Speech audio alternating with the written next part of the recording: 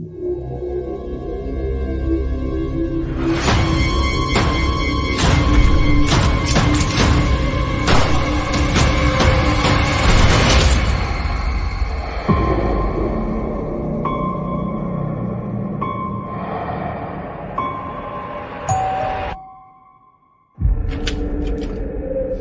John, thank God. Williams, what the hell are you doing here? Myers. Is he dead?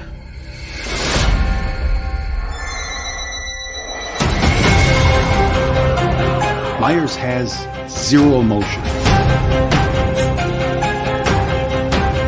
He has no motives. If he sees, he kills.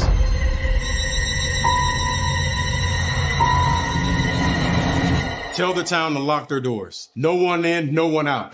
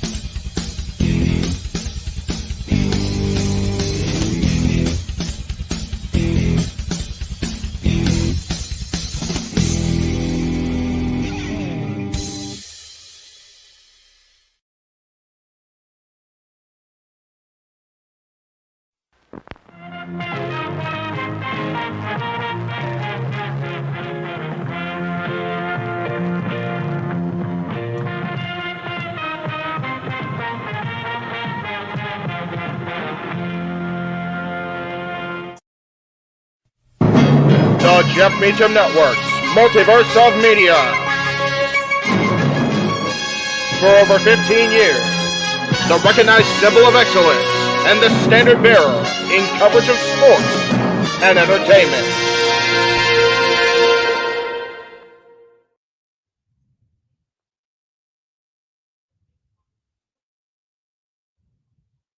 Oh, am I starting? Hi, welcome to SmackDown. Instead of welcome to Jackass, because I'm so last minute, I feel like it's Jackass. Hello there. Hello there. Yes. Still trying to set the shot up because I'm on my phone and it's balanced. But we are doing SmackDown coverage tonight because it is the night before SummerSlam. This is the actual go-home show, despite what Monday Night Raw will have you believe at times. Yeah. So JJ figured, why not? And I figured, okie take. Yeah, it was all contingent on if I got off from work and home in time, and he did.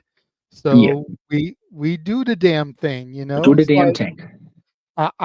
We all understand that the East Coast has already seen SmackDown. Walter has very nicely put a post in the chat room. No spoilers. Safet has even played producer and put no spoilers. If the hosts see the spoilers, the band hammer will come out. Yeah, and I'm watching. gotta love Safet, throwing his 2 cents in there as the producer, the co-producer. Yes. But it's good to see Safed in the chat. It's good to see everybody else that's starting to slowly file in. Matt is here. What is going on, good sir? We are doing well. Good day. Just got home from work about an hour ago. Back is a little bit sore from the work that I do. But unless something changes, I don't have to go back for a week. So. Oh, wow. And months of carrying. It's because the way BJ's does their schedule is Wednesday through Tuesday. So it's like it's Friday. I've already done my 2 days for this week. So Wednesday, Thursday, I'm off for next week. Friday, but I told them when I left, I was like, hey, if y'all need me, holla. Right? Because I need my money. Yeah. And it figures the 1 week we... Storm, I'm not Bobby Roode. I don't need beer money, but I do need money. And it figures 1 week, next week, we don't have any special watch-alongs or anything other than the other half of Great American Bash. We don't have hours for you at work either. It's like, God damn, it just figures. But you know what? This is work too. This is true. I know a lot of people are sour on him, but Vince Russo says it in every one of his Thursday thrashings. I'm working, bro. This is my job. The most recent one, he's like, I don't do this for the love of wrestling. And I thought about downloading the video and cutting the For the Love of Wrestling. Right. When that comes back and having that there you go. A loop. There you go. He's like, I don't do this for the love of wrestling. This is my job, bro. Vince Russo, send him on every day. For me and Jeff and for Greg Cherry and for Aaron Rift, this is a job for us. We are monetized. We make money off of this. That's not why we're here tonight. No. This is not a cash grab like some of the other shows this past week and a half were to make sure we hit our mark. Yes. Which, just so you know, I definitely thanked Arlene immensely for both of us on Simply Predicting. Much appreciated. For helping us get to that mark. Much appreciated. Speaking of Arlene, her brother Emmanuel just popped up in the chat room. Holla if you hear me. Holla, holla. You're going to face The Undertaker. Holla, holla. Pardon my getting up. I'm trying to find my damn remote control so I can actually, watch SmackDown since we're covering it. Damn it. Gonna face The Undertaker. That's Carry on. Eddie Mom said it.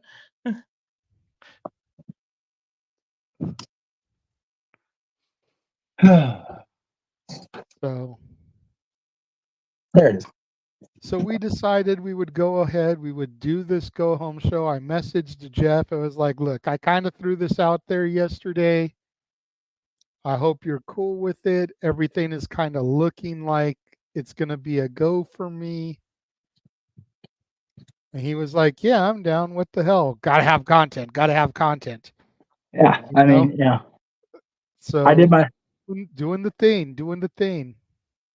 Yeah, I purposely set up Ask Me Anything on Fridays because we don't usually have content on Fridays. So I was like, you guys want to do something that is okay by this guy. And, it's, I'll be along, but don't be surprised based on this setup I've got going if I have to duck out because technology is not always a beautiful thing.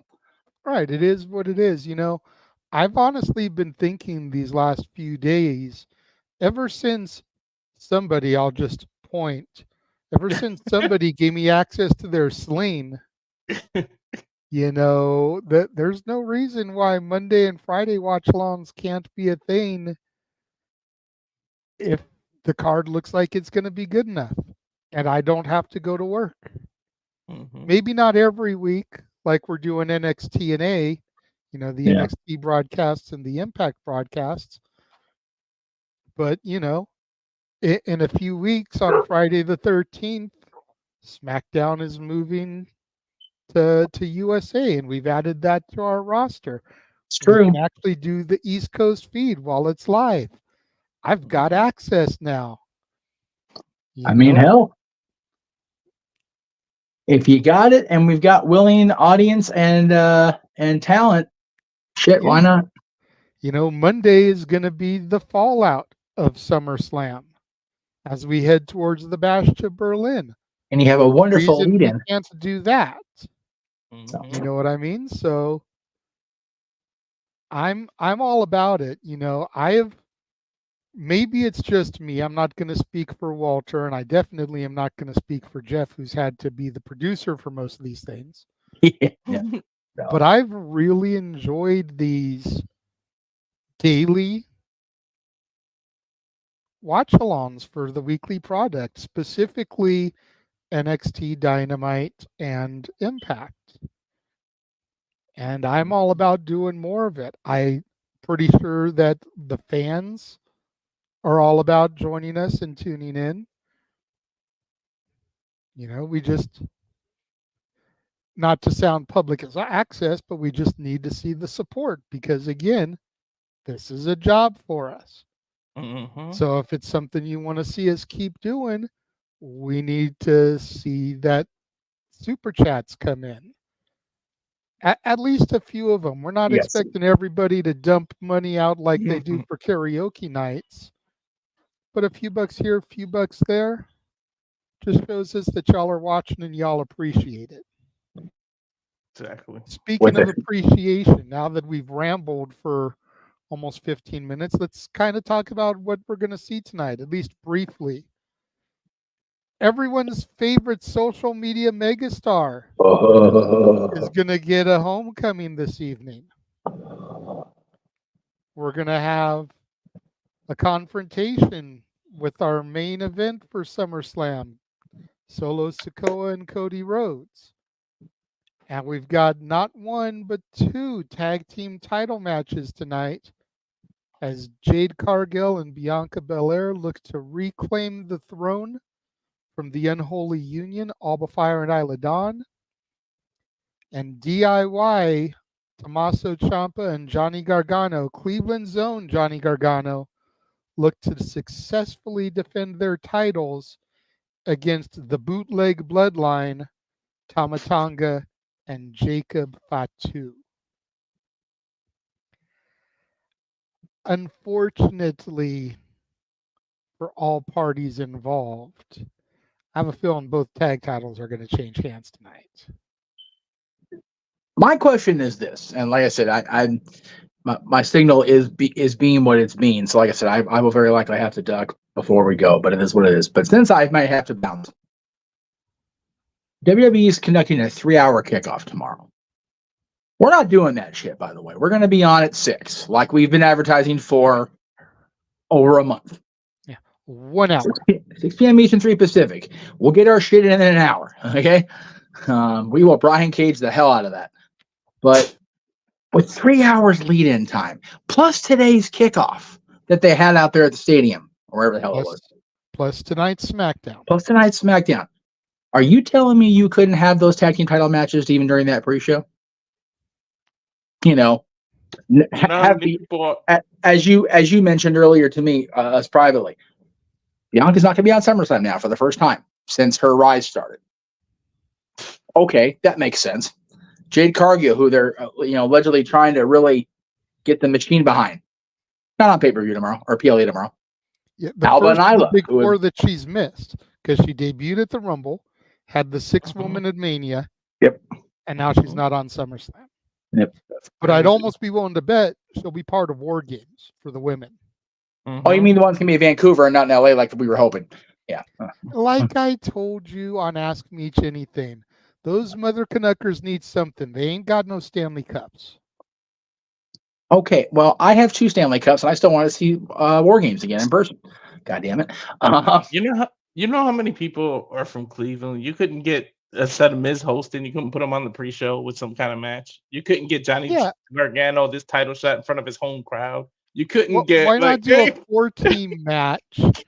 Have the Awesome Truth in a bid to get the tag titles back. Seriously, and have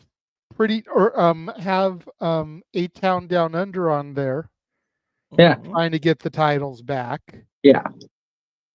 Have the bootleg bloodline, have DIY. Yeah. My thing was with the men's tag titles, this man's family lost their business in Cleveland this last month. Mm-hmm. Throw him a freaking PLE bone here. Oh, and we don't trust this bloodline enough to put him in a tag title match, but we'll throw the dude in the main event. Huh? Just makes no sense to me. 3 hours of airtime. We don't need that. Okay. My thought process is this. And again, I have not been able to sit down and watch Raw or SmackDown in months. Just haven't been home, haven't been able to get it done. I'm going to get it done tonight. Has the build been that shitty for this premium live event that they have to hype it for 3 more hours tomorrow? No, I just think it's one of those things. I think they're looking at SummerSlam and, to be honest, all of the big four, like the Super Bowl.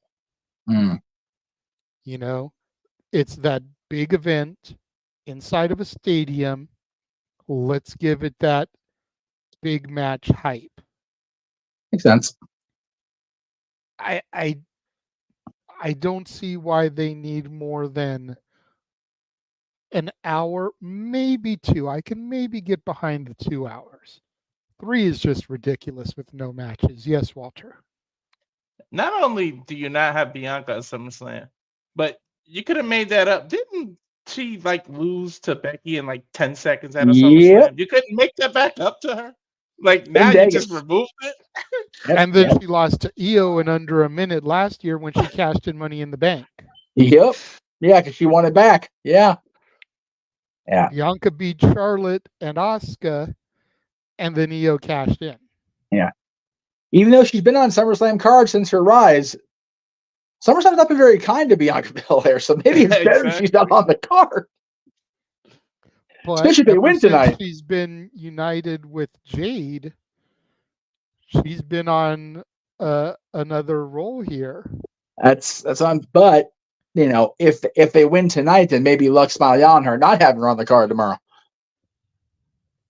SummerSlam doesn't seem to be a very lucky night for the EST. I can't remember her nickname. God, I haven't watched too long. The EST. Wow.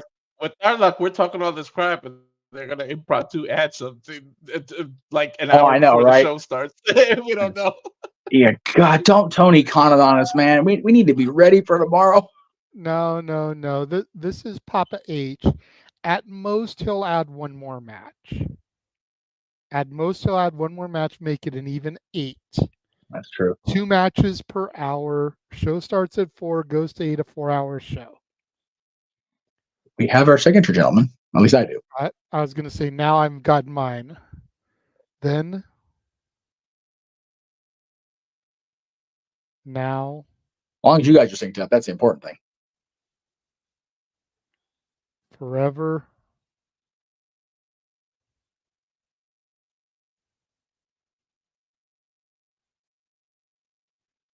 Together. Ooh. Because there's always that little skip back on Hulu. Yes, yeah, I got it too. Overruns. Man, I'm not a fan of the Browns, but they do have a nice setup over there. I was going to say, that's a gorgeous stadium. Yes. They Get a little shot in there of the staging for tomorrow. I'm sure at some point we're going to see a shot of the Rock and Roll Hall of Fame. It's still so frustrating to me looking back. Oh God, speaking of frustrating, but I'll get this lame brain in a second. I had that 4-hour layover in Cleveland all those years ago, going to see the Cherries in person, and I realized the Rock and Roll Hall of Fame was right outside the airport. Man, I could have bided my time a hell of a lot there and sit in that goddamn airport. Right there. Jeff, Logan Paul has arrived. That's why I said I'll deal with this knucklehead in a minute, and there he is. Shaking the hand of Nick Aldis. That's it, shaking hands and kissing babies while he's picking on people who don't deserve it. Shit. I don't know about you guys, but that sounds pretty political. Oh God, yeah. Well, he has to be. After the turmoil, the controversy he stirred up in the last 24 hours. I mean, if he wasn't already going to lose the belt, I think he kind of solidified it with those comments. Because how does WWE look by keeping the belt on him after that? Right. I like this graphic they're using to promote the matches. That's decent. God, I am so torn here. Like, I love my girls Bianca and Jade, but Alba and Isla were my NXT. Right? I know they were NXT UK beforehand, but Yeah. like I saw them in the 2.0 and the white and Yes. gold or the call up to the main roster. It's like I've kind of ridden with those girls for a minute, but Yeah. wrestling has more than one royal family kicking the show off with the American Nightmare, Cody Rhodes. I'm gonna ride with somebody for a while. God, Jay, me and the Rhodes. Right? Us and the Rhodes. That's valid. That's valid. At Me least and it's a Dusty confrontation. going back to RVD's 5-star comics. Cody multiple times at SummerSlam Access. Dustin at Access. The then Eden Styles. Yeah. Brandy at Access. Yep. The only member of the quote-unquote Rhodes family that I never got to meet, but Jeff got to interview, was Terry Runnels. Of course, the former wife of Goldust. Yeah, it's been pretty cool. Getting a cool ride. I got to interview Dusty, of course, legendarily. Unfortunately, now infamously, I guess now. But Dustin during Booker's podcast thing after No Mercy 2017. This gentleman walking down the ring, even briefly, wasn't really an interview, it was a meet and greet, but we captured for posterity on video. Allegedly got no DQ unblocked as a result of wearing the hat, and Cody acknowledging it. Cody unblocked no DQ later that night, from what I understand. So you're welcome, Aaron. As you mentioned, Terry meeting Brandy at Access. Now, see, the graphics on here look fine. I don't know why they translated so poopy. I think it's because they're motion like this, and I tried to screenshot it as best as I could. Ah, okay. And like I said, it wasn't your fault. It just came off. Well, guys, at least this is the confrontation, not a contract signing. Well, if it's even the confrontation, it may just be Cody talking right now. Yeah. Where's what we got? Yeah, this is just the only image we have for tonight with Cody on it. So that's why it's up, everybody. Yeah. I'm legit surprised. You mentioned Logan, being the U.S. champion and having prime. With all of the controversy that he has stirred up about the Olympics and the fact that WWE is such a tight partner with NBC Universal on the Olympics, you would think they would just be like, yeah, we're not gonna use his branding until we figure out exactly how far deep he stepped in it. But there you see the Prime logo right at Cody's feet. So what do I know?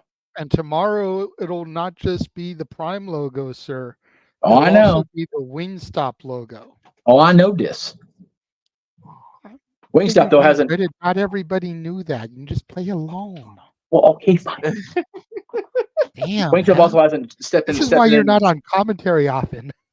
Wow. Well, fine in that case. No. I mess with you. Let's see what he wants to talk get about. back here, sir. I will not. You are not on timeout. No. I have producer too. Boo, he disconnected his device. What are we on to talk about, Cleveland?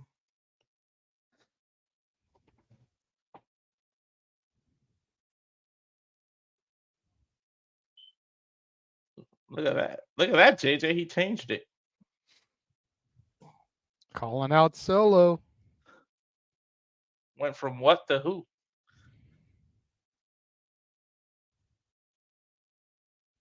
No time wasted there, JJ. Solo answered it immediately. Yep. I do like Solo's music. Say what you want about him and the bootleg bloodline. His music goes hard. He's one of the few that music goes hard. Him and Carmelo Hayes. I honestly just wanted to get the camera off so I could turn the fan on while I'm not talking. It's hotter than balls back in this room. Got you. Well, one of the things we're going to be doing this month on the Dads, not always on wrestling, our actual wrestling topic for August is going to be the top 10 Def Rebel themes. There's actually more good Def Rebel themes than I give think people give credit for. I have images for 37 Death Rebel themes for us to go through and narrow down to our 10 if we're going to do a joint list or if we want to do separate lists.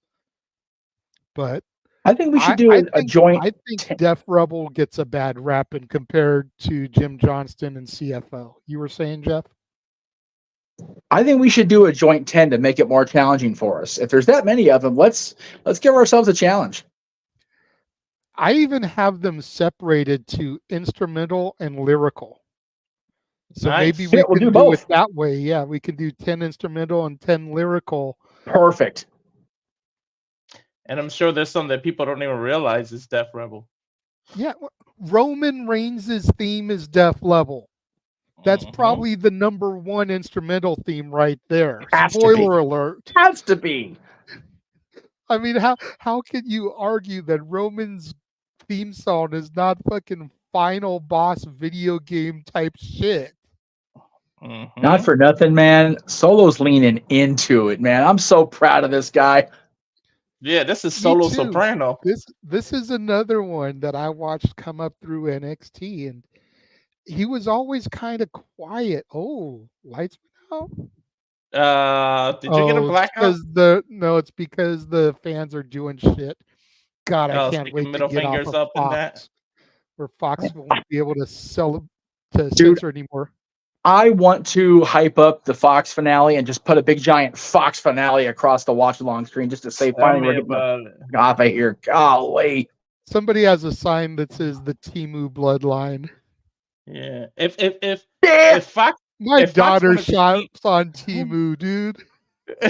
If Fox wanted to keep SmackDown, they should have been doing that and not editing to see if they could do it. Yep.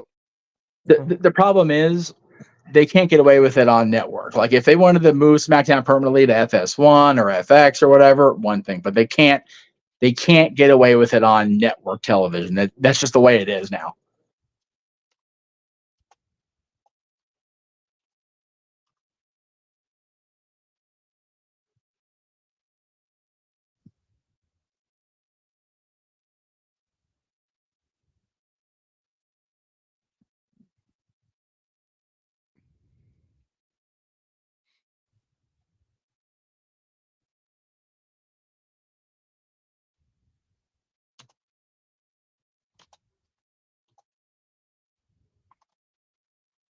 Damn.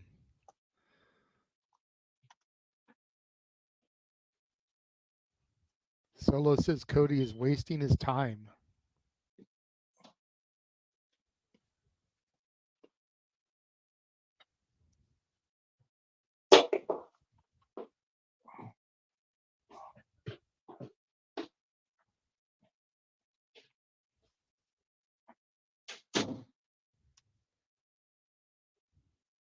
Cody getting fired up.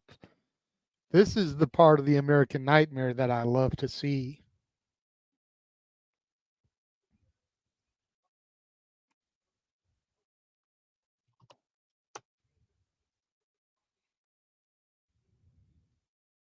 Talking about those that helped him get to his goals like Randy Orton, like Kevin Owens.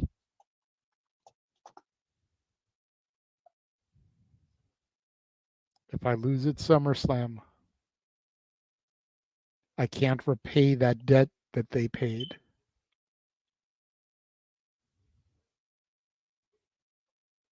He's got to pay him back with Solo's blood.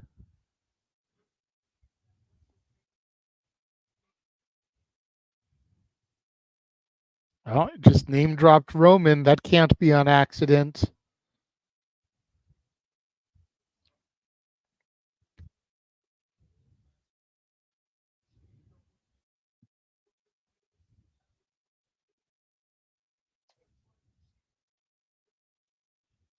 When you beat Roman at WrestleMania, he was a tribal chief that was weak. You better take that boy's name off your mouth, Solo. Roman Reigns has been mentioned about 6 times in the last 30 seconds. Solo says he's not weak. He's dangerous.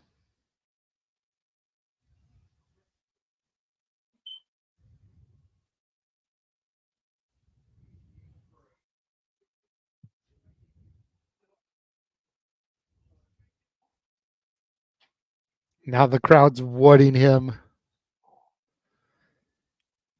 The way he's holding the microphone is very Rock-esque. Oh, Yeah, it is. here comes the Samoan werewolf through the crowd. And of course, Cody with no backup as the bootleg bloodline took out Kevin Owens a couple of weeks ago. Here comes Tama Tonga.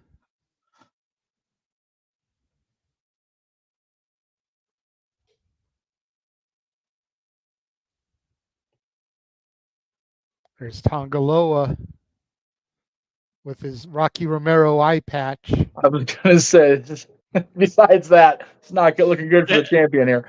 He looks like a James Bond villain.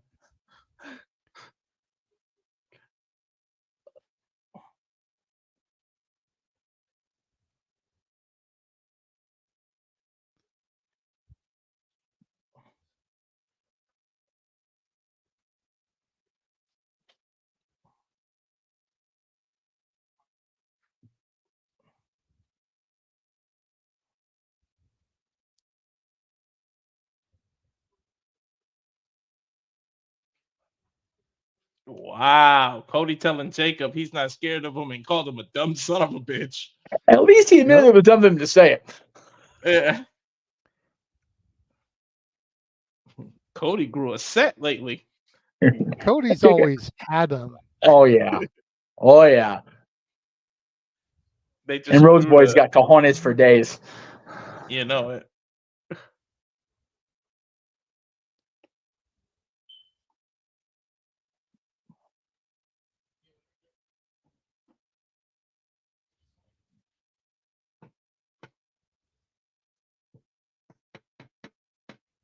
Breaking Bloodline news. rules match now tomorrow at SummerSlam. Now you know Roman's coming back. He's not going to let Cody go out on a Bloodline rules match that he didn't win.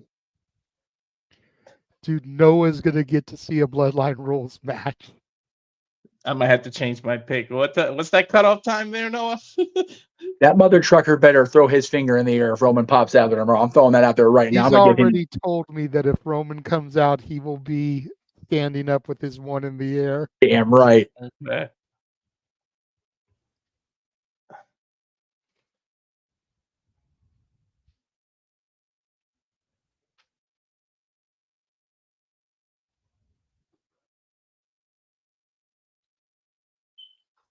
Solo letting Cody Rhodes know that tomorrow that belt's going to come back to the Bloodline.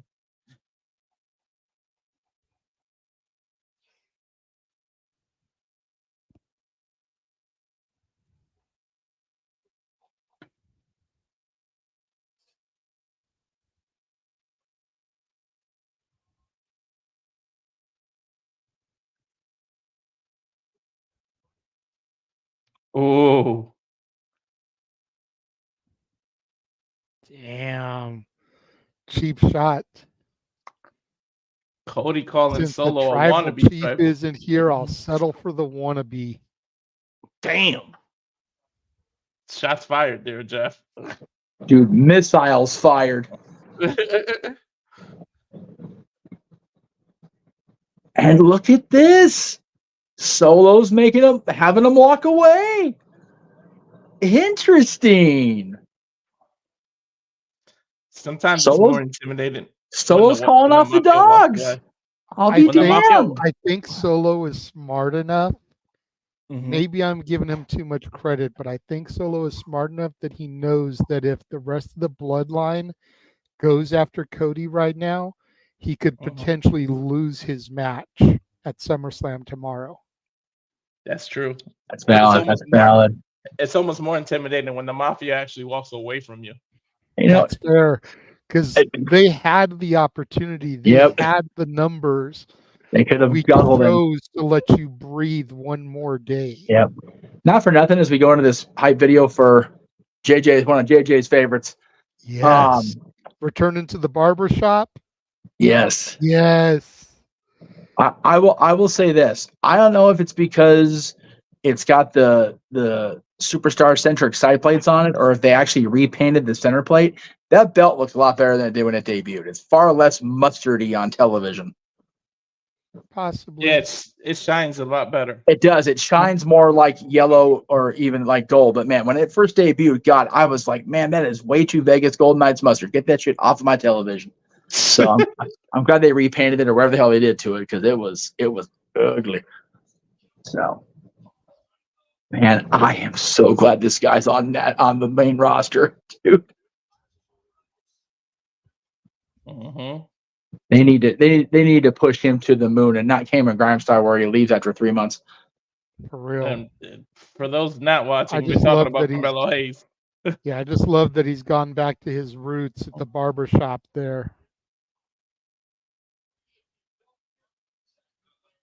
I just brought up how hard hitting his song is, and here it goes.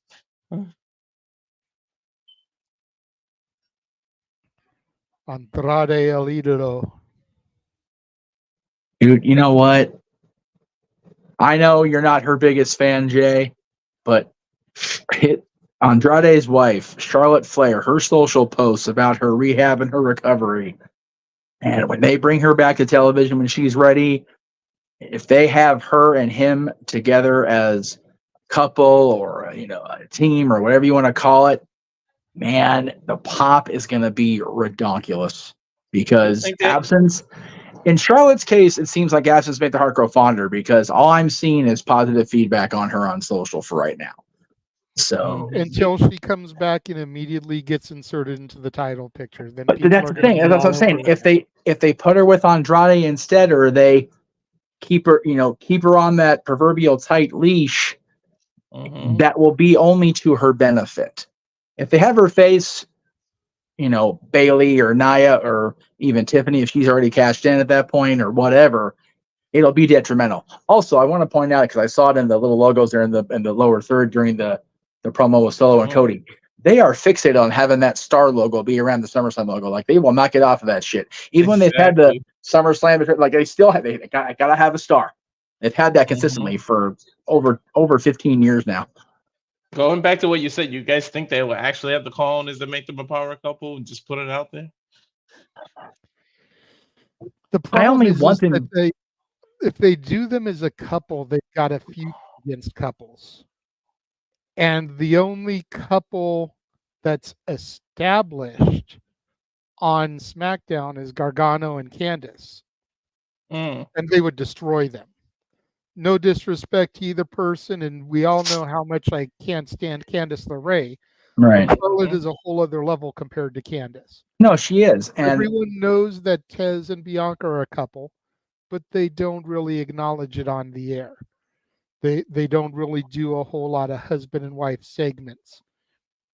So it's like they could go there, but what does that do to BFAB? What does that do to Dawkins? What does that do to Jade if they go that route? The only other couple that they could really do it with would be Seth and Becky. Number one, that's Raw, SmackDown. Number two, Becky is still MIA. Until she comes back, we don't even know if she's coming back. We assume she's going to come back. Right. People that are insiders that make you pay to subscribe to their fanzines will tell you she's coming back and her return is inevitable. But until we see it happen or we get a press release from Stamford, Connecticut, we don't know it. I misphrased. They don't necessarily have to keep them like teamed as a couple or team, whatever. What I was saying was, don't put Charlotte right back in that main event or, world title picture. At this point, she's still young enough. She's still healthy enough once she gets rehab where she doesn't need to rush into quote unquote passing the 16 mark. If you count NXT, she's already got it. Agreed. So, the $1 million question becomes, how confident is Paul, Triple H, that Nia or Bailey is going to be someone that draws ratings, especially with the move to USA being just a little over a month away. Well, that's where Tiffany comes in. She's the ace in the hole. Very true. They need to hold off on Tiffany. I said it on Simply Predicting. They need to hold off on Tiffany until Mania. Yeah. Mhm. Let her have that moment that the men have had now twice with a female cashing in on the biggest stage that there is. I mean, I'm okay with Hell that yeah. on there, obviously. Especially if you use the women's match as one of the main event at night one, as they did Yeah. that before. The way I kind of fantasy booked it on Simply Predicting was have Nia win tomorrow, have Charlotte win maybe Royal Rumble, and then have Tiffany cash in on whomever, Charlotte or whoever faces Charlotte and dethrones her at Mania.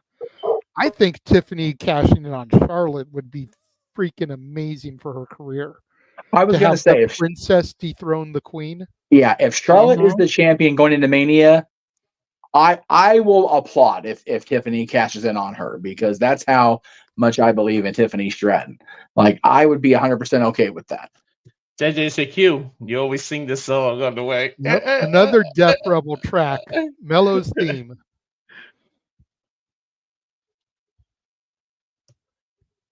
That beat is just crazy. Mm-hmm. Dun, dun, dun, dun, dun, dun, dun, dun. I need to go off camera. I'll be back, guys. Sorry. No worries. I'll just pull. Okay, you did it yourself. I was going to say I'll just pull you out until you're back. Unfortunately, we don't have a graphic for this match as it was added last moment. Let's see if I can find something here really quickly since they added stuff.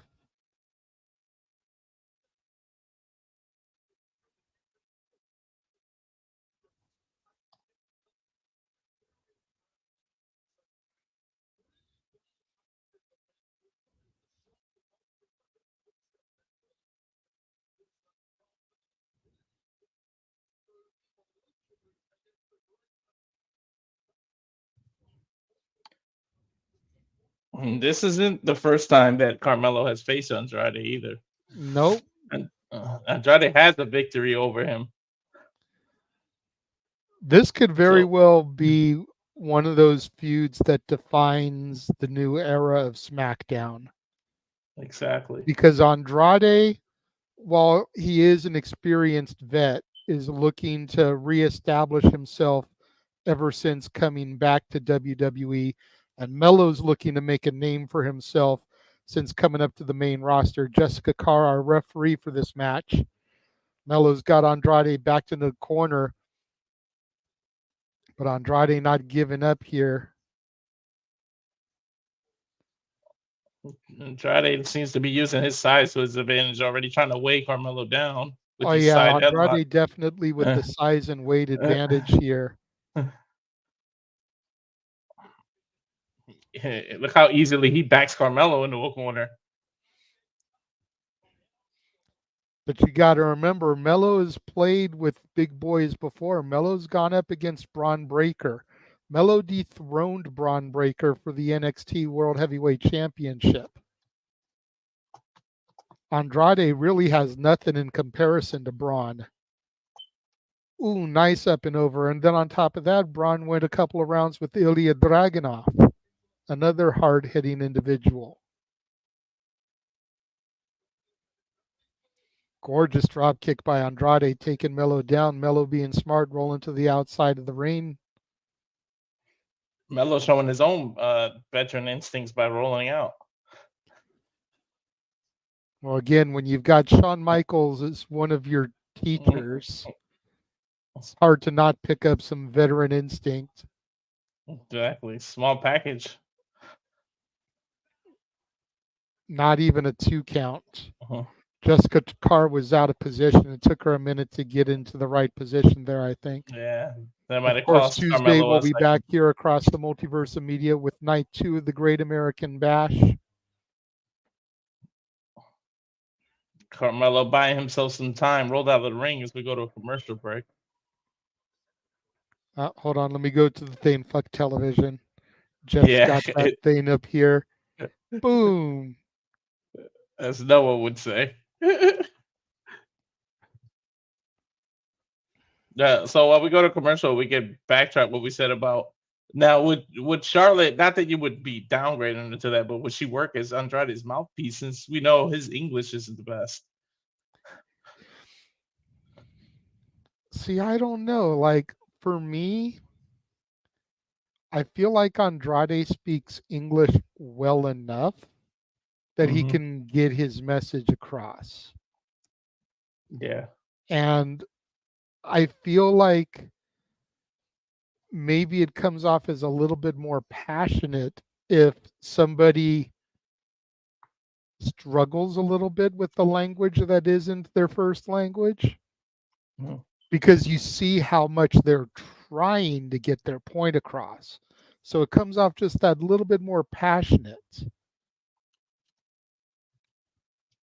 I feel like Charlotte being added to the presentation of Andrade would make it all about Charlotte and less about Andrade. And that's what I'm afraid of.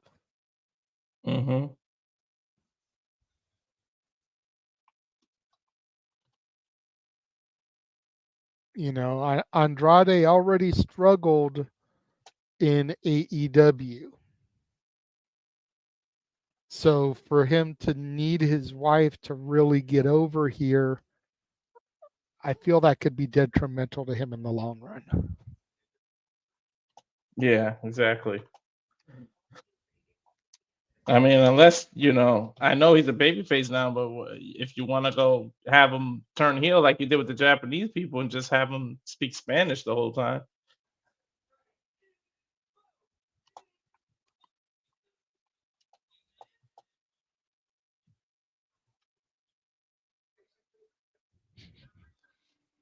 God, some of these commercials are horrid.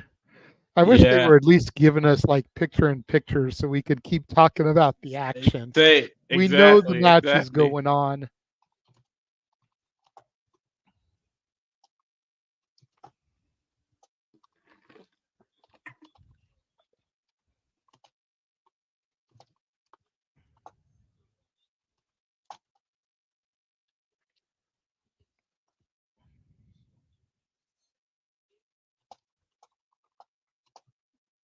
We are back now.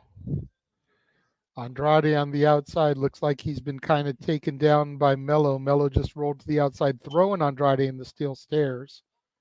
Andrade holding, looks like his left knee there. Just paintbrushing Andrade's face with his boot. Mello back in, breaks up the 3 count, back to the outside. Throwing Andrade into the ring here.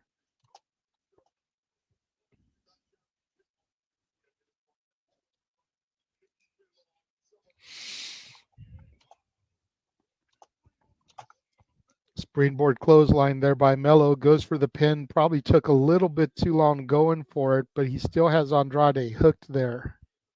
Yeah, Andrade able to get the right shoulder up. To everyone watching, I apologize if I sound a little bit flat here. I'm not normally play-by-play guy, so I'm trying to do the best that I can. Oh, God, that's and I'm usually the backseat guy, so I'm trying to let you. Yeah, both of us are usually color guy. Yeah.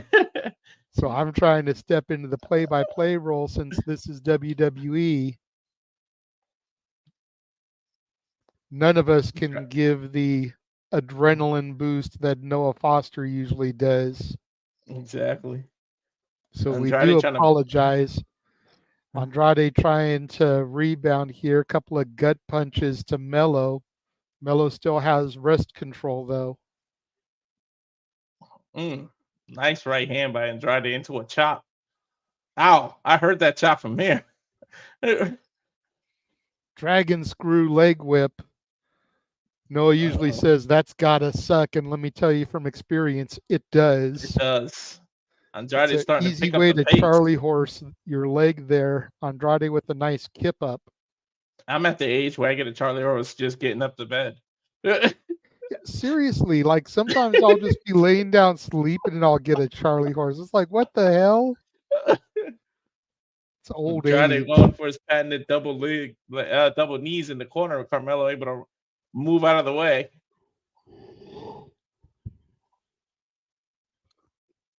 Ooh.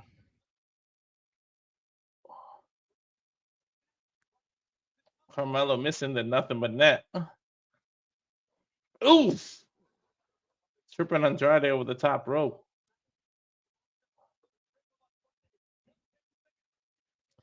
Ooh, that was a nice innovative maneuver there. Mello using the middle rope as some leverage to help suplex Andrade over the top there. Yeah, think of Randy Orton's draping DDT, but he turned it into a suplex instead. I hope that's part of his repertoire from now on. That was a pretty cool looking move. It was.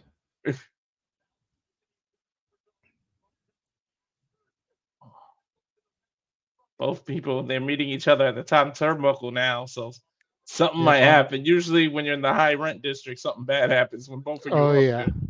Andrade looks like he's setting Mello up probably for a superplex here.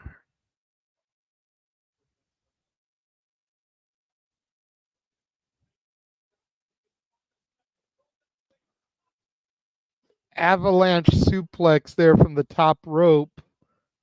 Both men down. Mello writhing in pain. Andrade clutching his back, but Andrade can't get to the pinfall here. And we're going to another fucking commercial. Television. We might have to go into our own commercial. Not a bad idea there, Walter. Let me see if I can scroll down here. Let's show everybody what's coming up on Open Mic Night as far as our specials go here.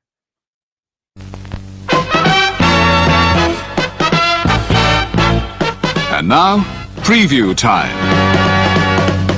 So let's take a look at what's coming your way.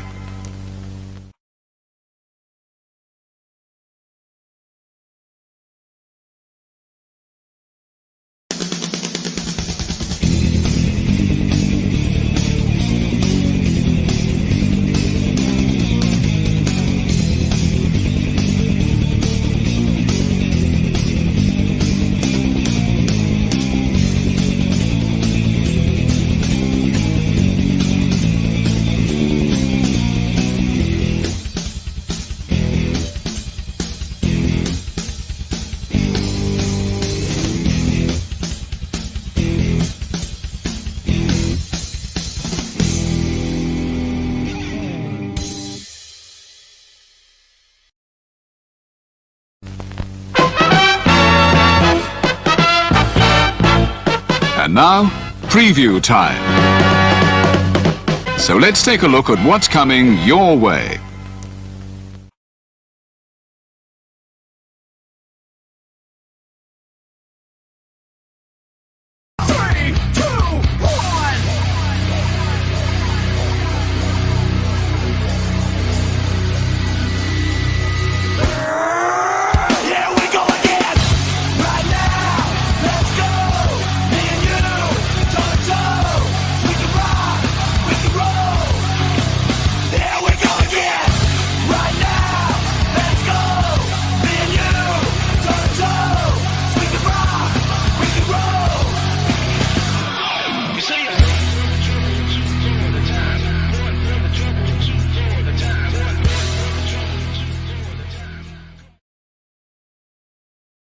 Sorry about these so late. I had my micro set to the wrong date, so I saw all check marks. This dude, Michael Girazzalu, was never logged in. And we are back. Not logged in. I don't know. I'm calling him and he won't answer. He keeps going to his voicemail. I thought it might be he had bad service, but it would have just been the third check mark would have been missing. You know what I mean? So, and I had it. I didn't pay attention to me. I just looked at all the check marks. Sounds like Walter is on the phone there. We'll let him finish his call in private. But we are back. WWE is still on a commercial, damn it.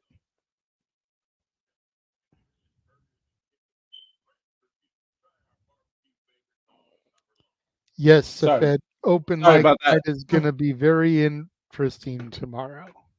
I was also chewing food. I didn't want to do that on Oh, it's camera. all good, bro. We are back. Match still going on. Both men trading punches. Center of the ring here.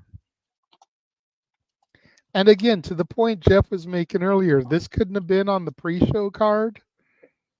Exactly. You've made this match a good almost 20 minutes, 2 commercial breaks. You couldn't have given the fans in attendance this.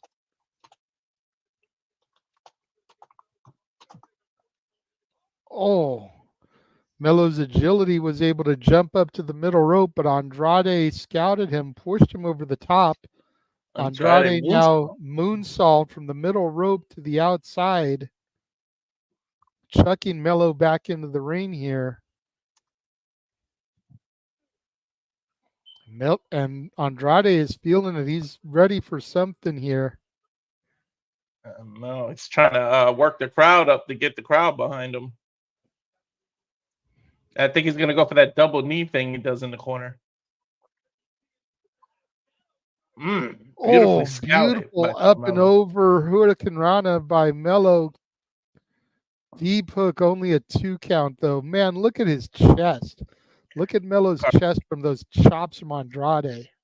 Reminds you of Daniel Bryan with the meat, the meaty chest.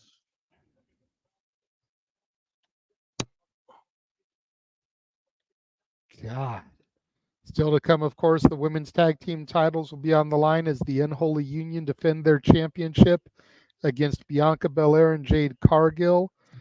WWE tag team titles as DIY defend the titles against Jacob Fatu and Tama Tonga.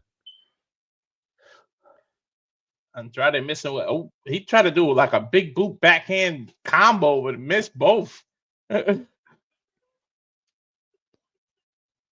2. No. Andrade almost with like a Judas effect there. Yeah, I didn't know what to call that. Top rope moonsault misses, lands on his feet, gets another standing moonsault onto Melo. Goes for the cover, 2 count only. Melo kicks out at like 2 3/4. Look at this again. Athleticism, JJ. Yeah. Andrade is no slouch.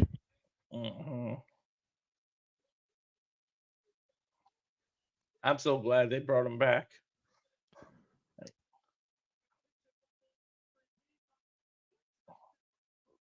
Andrade setting him up. Looking to lock him in his father-in-law's signature figure 4 leg lock. There he is. He's got it locked in. Intelligently getting his shoulder off. Is he going to pull his wife and hit that bridge for the figure 8? Melo using his strength. He crawls to the rope there. Gets the rope break.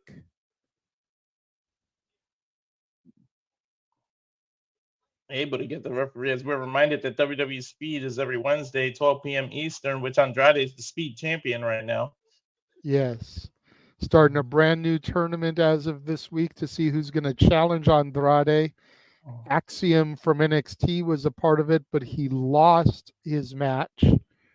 So going to be interesting to see with the tag titles on the line this week for the Great American Bash, how the mindset is here. Nathan Frazier's been kind of opposed to Axiom being in it.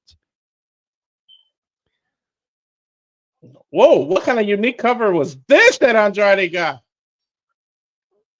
Don't know, but it was effective. Andrade able to get the 3 count here and defeat Melo once again. Andrade used his weight to his advantage, locking the legs, locking the shoulders, and got that cover. Melo's got to be wondering if he truly is him anymore with all these L's he's been eating. Who knows if that would send him into looking for some help. Backstage, we've got Santos Escobar, Elektra Lopez, Berto, the entire Legado del Fantasma. I gotta say, I like Santos's shirt. It looks like an old, like 60s tie-dye, like something you'd see from the Grateful Dead or Pink Floyd. The logo almost looks like what UFC is using for the Noche September 14th, their special for the Mexican Independence Day. I love this new camera work, by the way, where they show people backstage and then follow them into their entrance. Mm-hmm.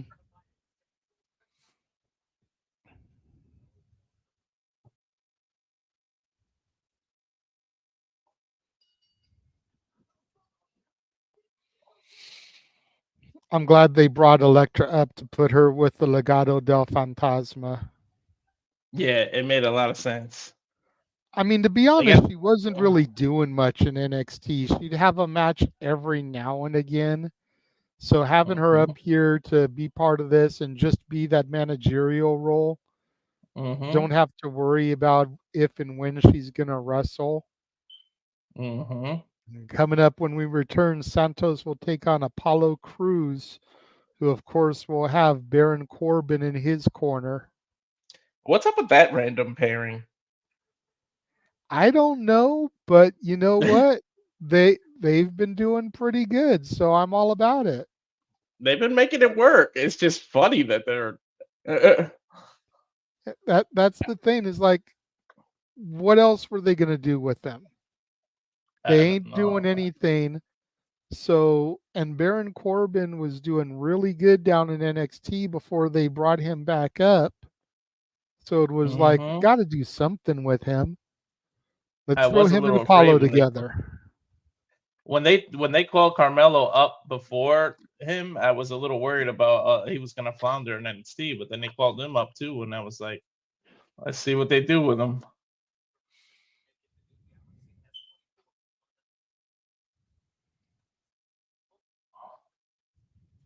But that Baron Corbin, and Braun Breaker team was that was an awesome team, man. I got behind that. I know, right? I hope they end up putting them back together. We'll see what happens. Yeah, one can only hope.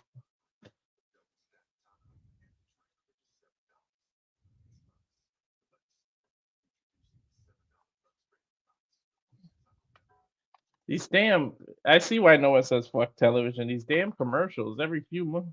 Yeah, I know.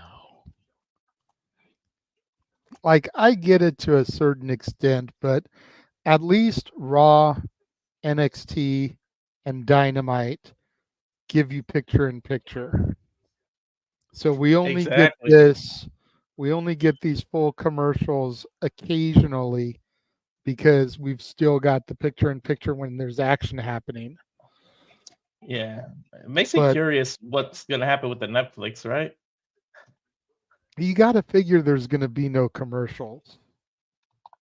I don't know. One would think, but Netflix got to make their money back that they spent on WWE. They might need some advertising, maybe like one or two other Netflix shows, but not full-on commercials. You know what I mean? Yeah.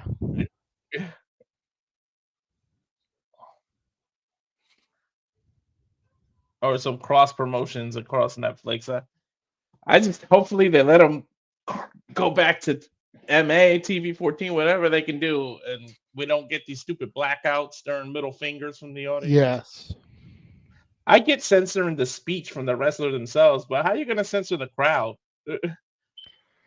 Don't know. Uh-oh.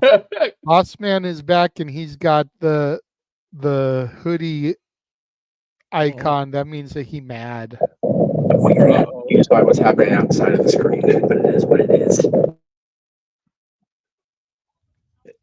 Is he mad at technology right now? No. Well, my inability to use it properly where I'm at. Yes. Oh, okay. Some cool merchandise there inside the store. Apollo Crews now in the ring. Another match we don't have a graphic for. But, they can't put any of these matches we don't have graphics for on the 3-hour pre-show. Exactly. Nope. Apollo Crews, and I don't know if he's doing it on purpose. Got like Bret Hart attire. With Baron Corbin? What the hell have I missed? Apollo Crews and Baron Corbin are a tag team now, apparently. Match underway. Santos Escobar just stomping the hell out of Apollo Crews. Is Baron just full on babyface now? What the hell? Yeah.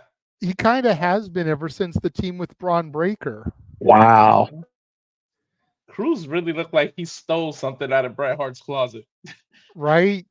Well, I mean, you think about SummerSlam, you think about the Bret Hart and Davey Boy Smith match in London, you think about Owen Hart and Austin. You know, the Harts and SummerSlam definitely are defining characters, if you will. Mm-hmm. Santos with a rising Inseguri out of the corner. Santos with the cover only gets a 1 on Apollo Crews. I always loved that SummerSlam.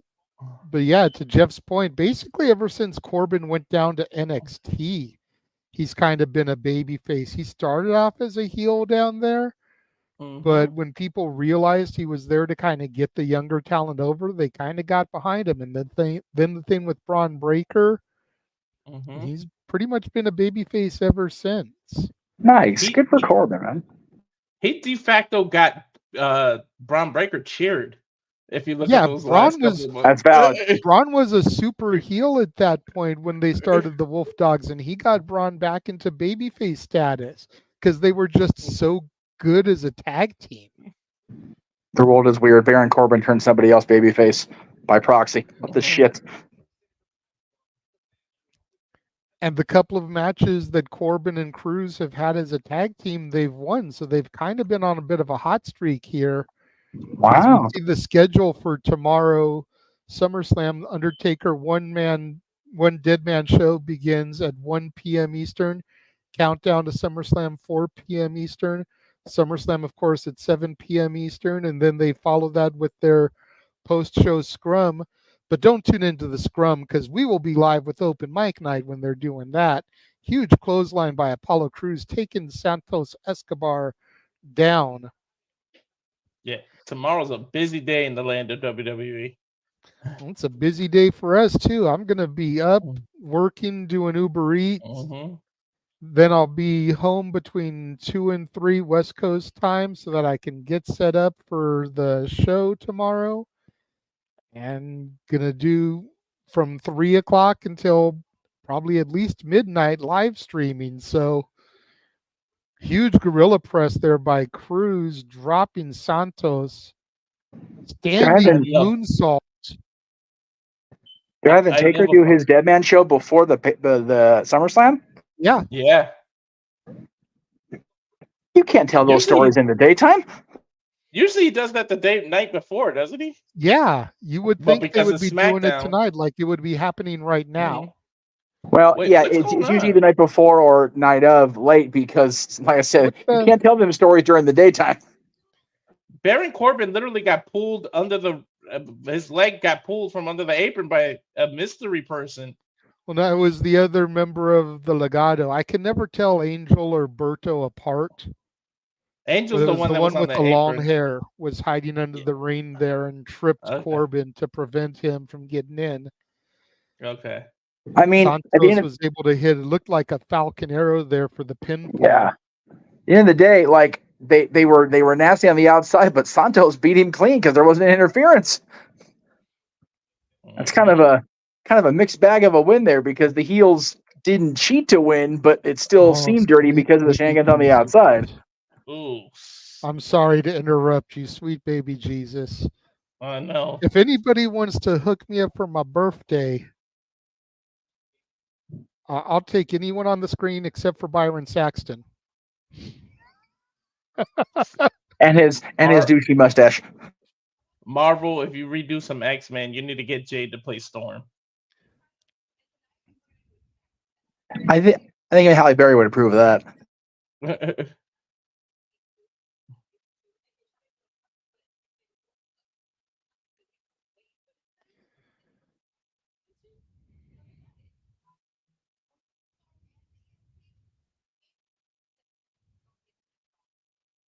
When you got the Storm and the EST, anyone who steps up gonna get stepped on.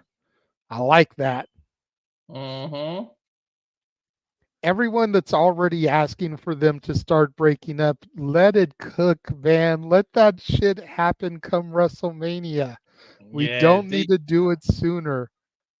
You started at Royal Rumble. You don't need to do it any sooner than that. Yes. You have one of them accidentally eliminate the other one because it's every woman for themselves, and then you build from there. And I'll be here for that.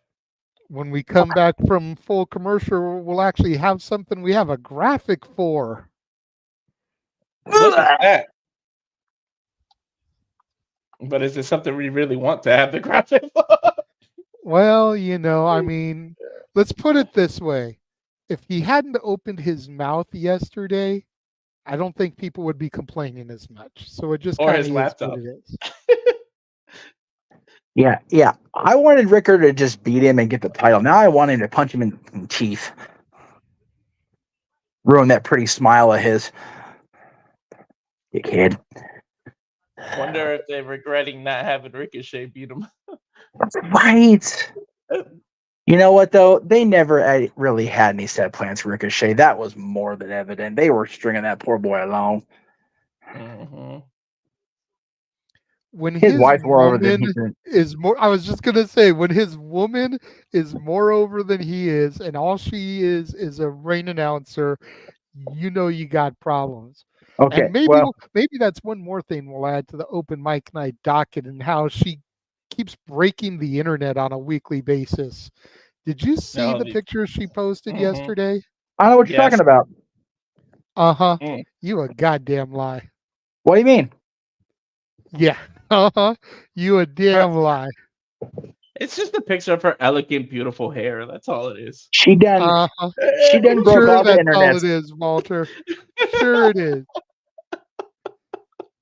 You a goddamn lie. I can't process why she's more over than Ricochet. Internet once a week.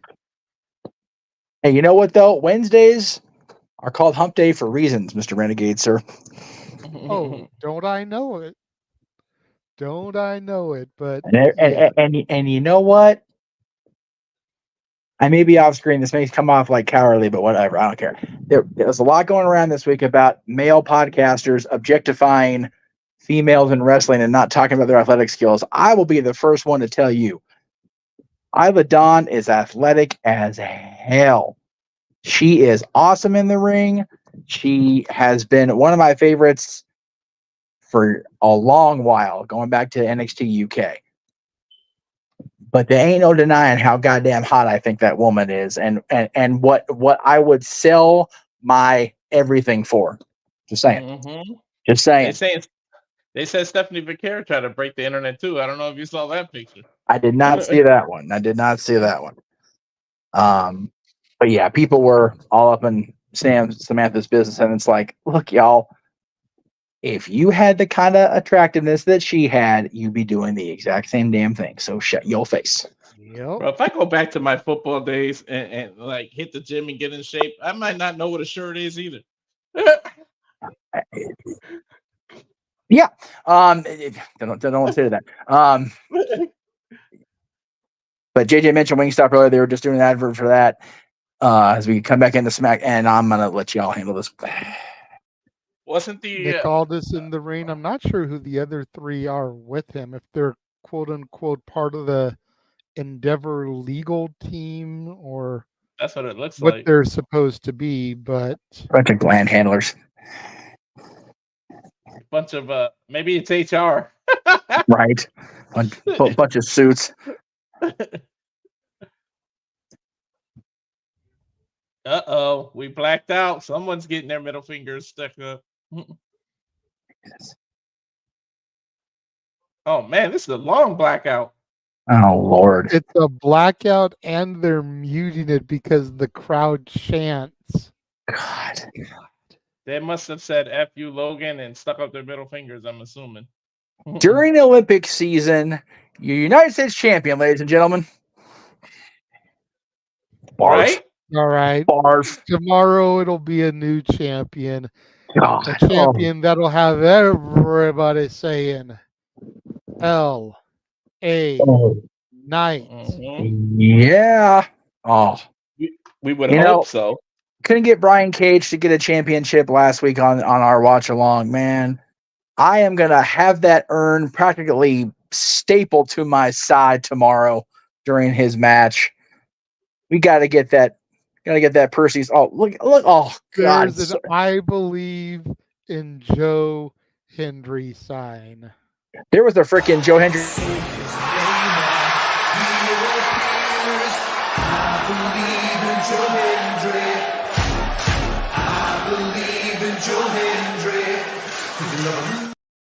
Sorry, we You said his mentioned name. him, and there it is. Exactly. I didn't mean to cut you off, Jeff, but we did say his name. There was a fathead of that person out at the kickoff show today, just all up in McAfee's business. It was funnier than hell, actually. Nice. Like, he didn't acknowledge it, but the internet sure as shit did. Speaking of And then McAfee, Joe retweeted the post about it. It was actually pretty funny. Speaking of McAfee, did you see how fast Braun Breaker ran and freaking speared that guy with the sign? Hell yeah, dude. Dude, Braun is going to tear Sammy to pieces tomorrow. I'm so glad he's doing his show today. Logan Paul saying he's going to tear him to pieces tomorrow. I'm so glad I'm muted. As far as he's muted on my TV. And like, I understand people wanting to have their opinion, but there's one sign in the crowd I can't agree with. And that's the person has a sign that says Prime tastes like the water from Lake Erie. Oh God, no. Oh Wow, no. Like, Prime actually tastes pretty good, people. Let's not be crazy about it. No. Prime tastes like Lake Erie. Prime tastes like the tears of Logan Paul's dreams of actually doing anything successful, as long as he keeps his damn typing fingers active and his mouth open. Sweater fingers need to He stop. does, dude. These people need to get off the Twix, man. It's like they're addicted to the candy. Like, no, get away from it. They all need publicists that like handle their accounts for them.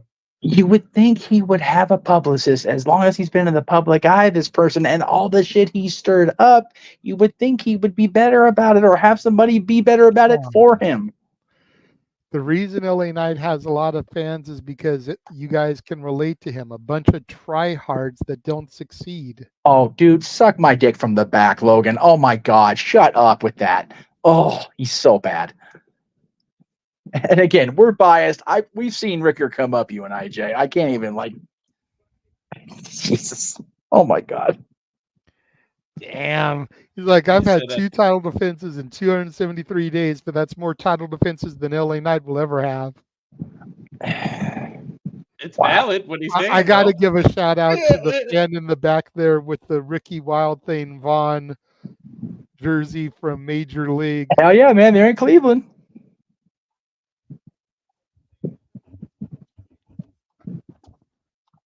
I realized today how old those movies are, Jay. I'm watching 94 Wrestling. They're advertising Major League 2 on commercial breaks on TBS. I'm like, oh my God, this shit's old. Featuring a brief cameo from Jesse the Body Ventura. Yes. Who's still in WCW as I'm watching, for now at least, till Hogan actually shows up. Oh. This is my moment. Somebody pointed out that pin that Nick's wearing earlier to me today. Oh my God. He's going to unveil a championship banner that's going to hang from the rafters of this sacred arena. Oh, for Christ's sakes.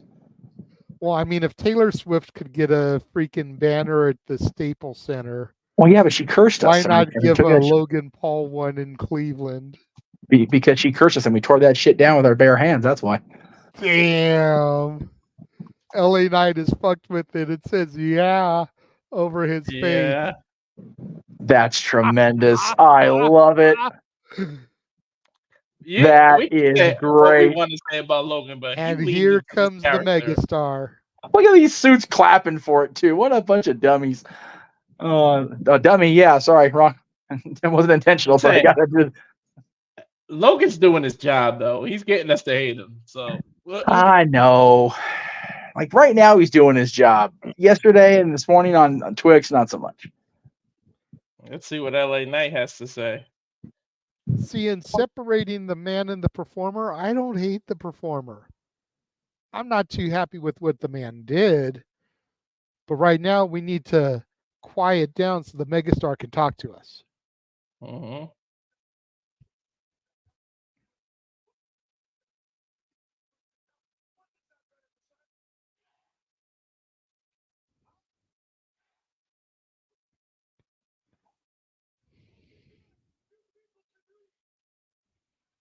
Yeah.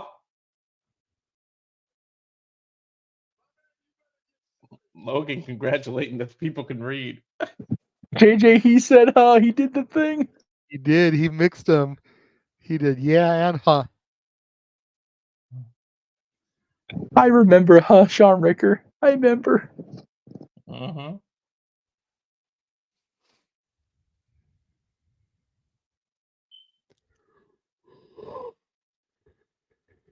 I wonder if the WWE would have the balls to like acknowledge what he did and see if LA Knight said something. If they would have, he would have already done it. Yeah, that's true.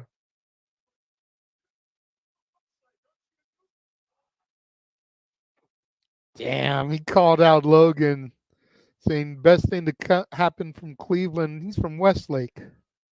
Mm-hmm. And he lives in Puerto Rico now. And to be fair, Miz isn't from Cleveland proper either. Mm-hmm. Dolph Ziggler isn't exactly from Cleveland either. I think Gargano actually is, but I could be wrong on that too. LA Knight going to the back to get him another banner. I love the new camera style, man. I know.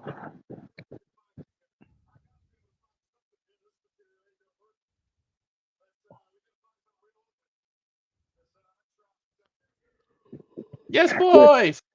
Ricker's just like, I'm gonna leave your ass hanging. Don't mind me. Yes, boy. Which one is Siegfried? Which one is Roy? Which one's the tiger? Oh, wait. Mm-hmm. He's actually giving him TV time, so why not? Uh-oh. They copying us with the Noah. They saying Pretty Deadly the musical. Get off our gimmick. Get off our shtick. Actually, with the flyer, they're more hyping on the other guy's shtick that I'm not going to say his name because I don't need to. Right now, we're busy.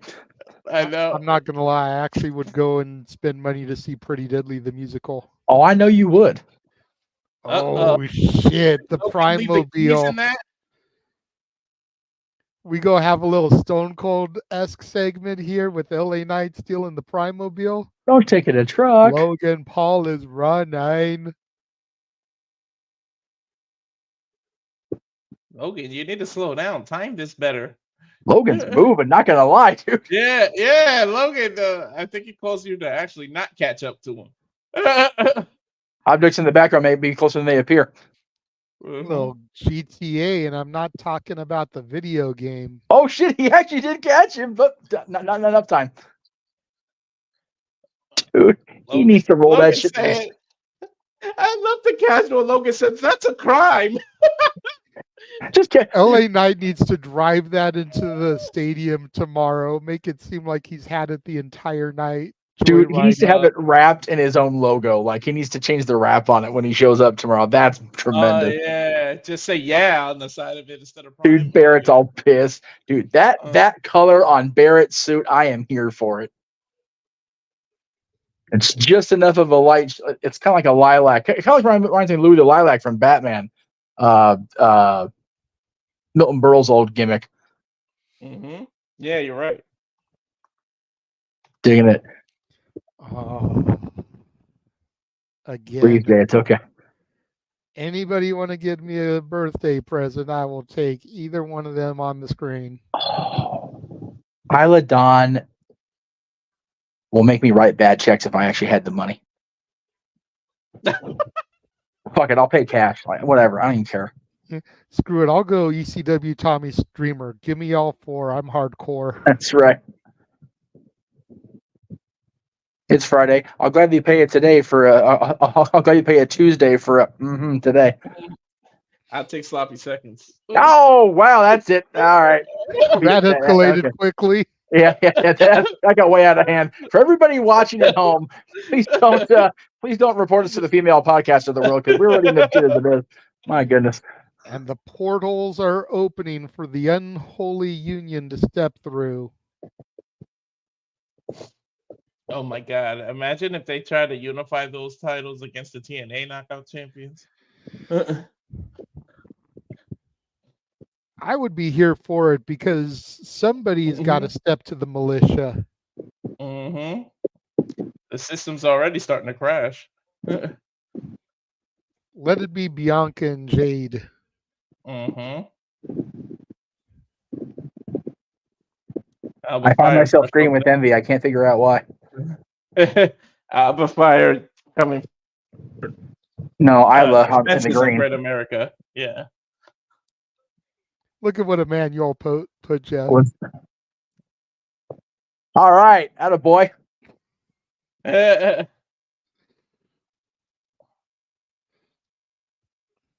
that case, let me go find my checkbook. I'll be right back. Right. Someone get a wire to Cleveland. I'll be there in an hour. I think it'd take a little bit longer than an hour for you to get Cleveland, bro. Dude, if they're covering my debt, I will get the jumbo jet. I will get the freaking. It'll take you an hour just to get to LAX from your house. Then it'll take you about another 2.5 hours to get through security. Then you got to wait on your flight because you'll probably be at least another 2 hours before your flight takes off. Why are you actually analyzing my fantasy? What are you doing? Right? What are you Because doing? I'm just trying to help you make sense of it, bro.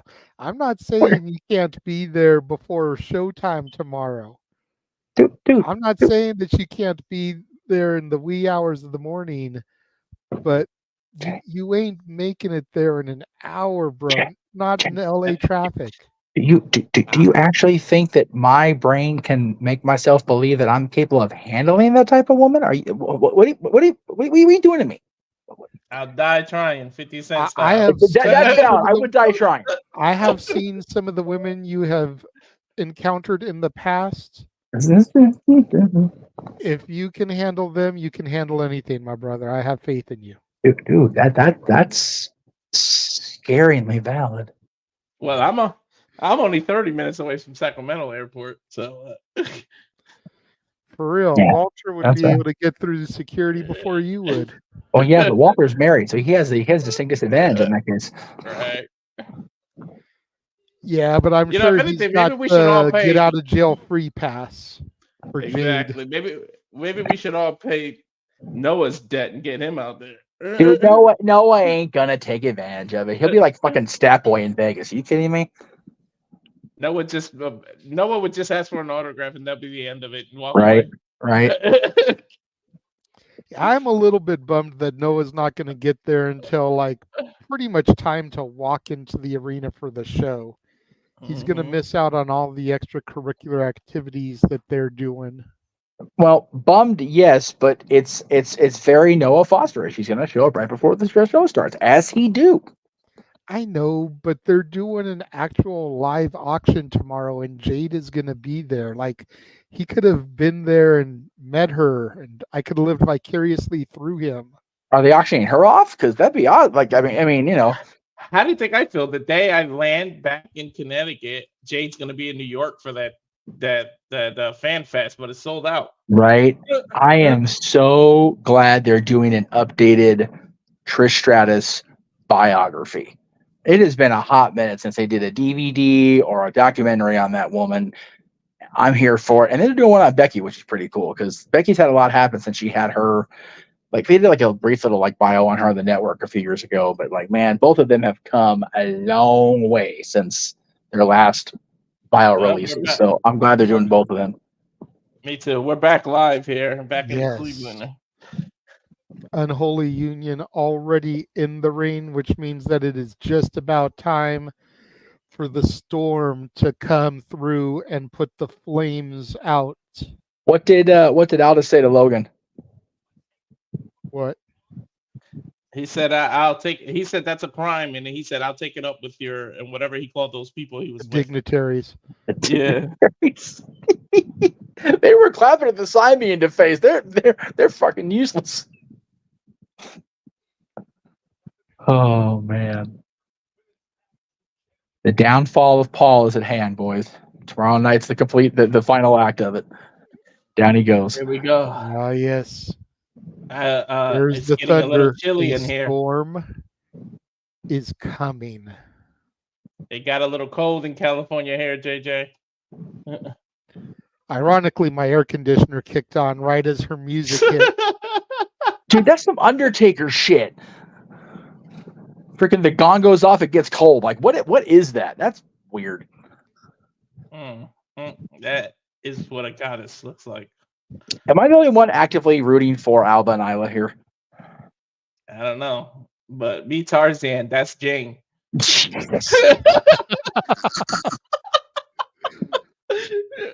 Honestly, as much as I want Bianca and Jade to win, I don't care if the champs retain. I am good either way here. Exactly. Because I love all four of these women.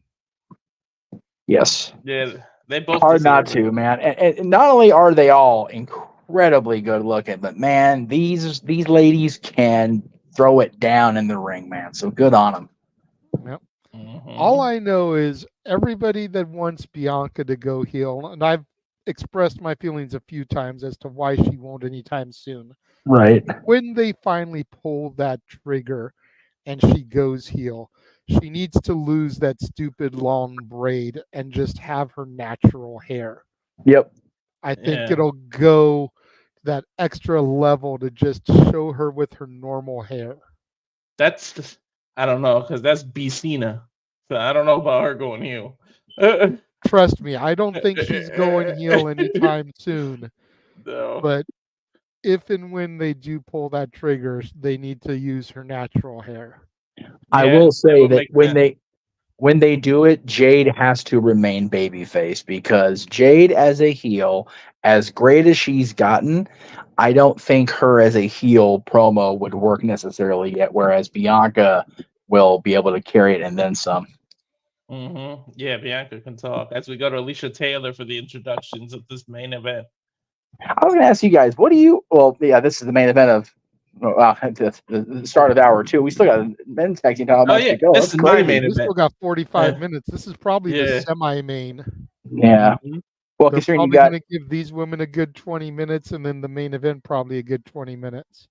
I was going to ask you guys about that. What do you think of the changeover, the turnover in announcers? You've got Alicia here on SmackDown now and Mike Rome down NXT. My problem with Alicia is she tries too hard to be Samantha. Yes. Same thing. Yep. Yeah. In fact, every woman ring announcer except for Jade Chun tries to be Samantha. Exactly.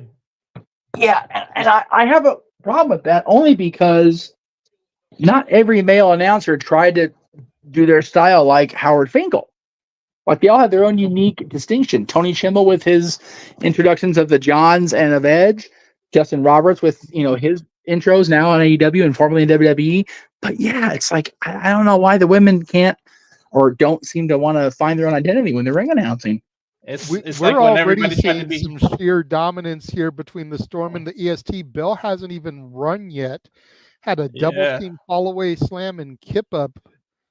Now It's the like bell back- rings, and it looks like it's going to be Isla and Jade starting things off. Careful, It's Isla. like back in the day, Jeff. Everybody tried to be Howard Finkel for a little bit. Well, no, but that's what I'm saying. They didn't. They all have their own unique style. Stinger splash from Jade. I was just gonna say Stinger splash. Nice backbreaker onto Isla Dawn. You guys are way ahead of me all of a sudden. I was Double ahead of you leg guys. cover, 2 count only. Anybody else shocked that they didn't actually come up with a name for this team? So Bianca and It's the Storm and the EST. Yeah. they're the stormiest. Tag from Jade. Jade to Bianca. With Isla that up in the corner. Bianca just stomping Isla's midsection. Jesus. Bianca's setting her up, going for a vertical suplex, but Alba Fire coming in, trying to double team suplex Bianca, not having it. Jaden with the save. Jade and reminds Bianca me. just kind of giving each other a look. What do we got going on here? It looks like a instinct pump Jade slam. has Alba Fire. Bianca has Isla Dawn. Double team gorilla press here. In stereo, just dropping them. Jesus. I don't know about you. And they flex in the middle of the ring as we're probably going to go to a commercial here. Damn it. Her outfit reminds me of Vixen from the DC, from Justice League. Oh, that's Vixen isn't one I'm very familiar with. It would definitely be in. It would definitely be in her wheelhouse to have that kind of outfit. She's big into the DC and Marvel. Google it, you'll see. It looks exactly like that, but it was Green Lantern's girlfriend when Hawk Girl and him broke up. Oh, okay. Yeah, that's definitely beyond my knowledge, my wheelhouse. Yeah,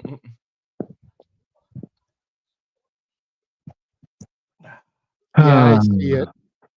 WWE is subliminally telling us to wash our mouths out as much as we're talking about them because they got an oral B. Right. Oh yeah. Oh yeah. Oh yeah. Yes, we are where we wrong for that, but you know what? Are we really? Are we really? A.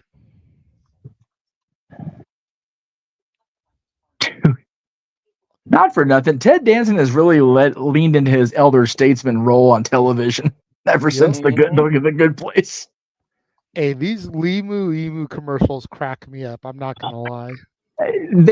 They always do the first time they air, but at the 20th, it's like, okay, can we do something else, different guys? This is a fairly new one, at least. There's an elevator. You're right.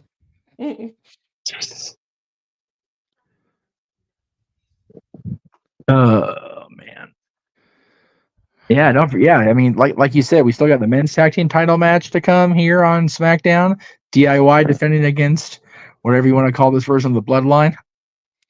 And then like we keep talking about, 8+ hours of live content tomorrow between SummerSlam and Open Mic Night. And yes, we're gonna talk about all the stuff on Open Mic Night that we probably shouldn't even touch with a 40-foot pole, but by God, we're going for it. You know what? At least, like I said, at least Noah's not going to be here for all that negativity. So we can lean into it a little bit more, knowing that we're not going to bring him down, that we're not going to drive him to the Nintendo Switch, that we're not going to drive him to turn his lights off. The problem is he won't be there to police us assholes either. Well, me and you are pretty good at policing when it comes to stuff. We are back here live. There you go. As we see the tag titles on the big screen overhead of I believe they're in the Gund Arena, or what used to be the Gund Arena. Yes, yeah, it's got a new corporate name on it, but yeah, they're in the former Gund Arena. Many a point in WWE history. I apologize for cutting you off, but can I say thank you, cameraman, for that angle of Jade Cargill as Alba Fire's trying to drag her back in the corner. Jade went for the tag on Bianca, but Isla Dawn pulls Bianca off the ring apron. Jade unable to get the tag. I almost said jerked her off the apron. That would have been even worse. That would have been bad. Tag from Alba to Isla. Good cohesion from the champions here. Oh, backstabber. Yes, but what's Alba going to go for here? The moonsault. They used this. No, in that was a swanton. Yeah, swanton. Yeah. Oh, woo. I think the ref screwed up there again. Mm-hmm. I feel like the ref could have hit 3 before Jade kicked out. As much as I'd love to see Jade win, I think the ref pulled a little too soon. Double team suplex attempt here by the champs. Jade counters and takes both women over from the Unholy Union. The strength of Jade. Jade showing off her strength there. Wow, she lifted both women off. Suplex on her own. to Bianca, yeah. Huge flying cross body from Bianca Belair, taking down the Unholy Union. Shoulder tackle. Beautiful side kick. Well, drop kick, but she usually hits them with just one foot. Yep, single leg drop kick. Uh-huh. God, the strength of the EST marching Alba Fire along around the ring before dropping her with that suplex. These two might legit are the strongest two women on the main roster in WWE. Especially for their size, because you could argue Nia is right up there, but she's bigger as well. Exactly. So you expect that strength from someone like Nia, somebody like Piper. Bianca with the 10 punches in the corner, but it looks like she might be getting set up for a power. But nope, they pulled her down by Alba's the braid. got the braid.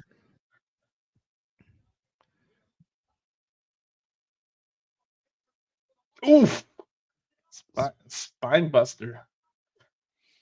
Think she's going to go for that handspring moonsault of hers. Yep, nails it. Goes for the pinfall. Oh, the ref did it again, JJ. To your point. Yep. He telegraphed that there was going to be a kick out. Isla throwing Jade to the outside. Jade grabbing Isla's leg, pulling her out to the floor, and then super kicking her. Alba Fire with the roll up. Bianca kicks out. Beautiful elbow. Huge forearm shot. Bianca has her set up for the KOD. That's Blair Davenport. Throwing Jade into the ring steps, causing a disqualification here. Oh, we might have the birth of a new faction here, JJ. Well, the three of these women came from NXT UK through my NXT before coming up to the main roster in this draft. Super kick here to Bianca's face from Alba Fire, and now a knee from Blair Davenport. Jade Cargill now getting some of Blair pump kick. She hit that pump kick high. She jumped high. She got Blair right in the chin. Where's Naomi? That's what I'm saying. Because Naomi has been a running buddy of Bianca and Jade. Bianca's still out, as all three of these women just gain up on Jade. They threw her literally into the commentator's table. Oh, God. Have a seat. WWE is leaning pretty heavy on factions now, especially women. I'm here for it, though. Me too.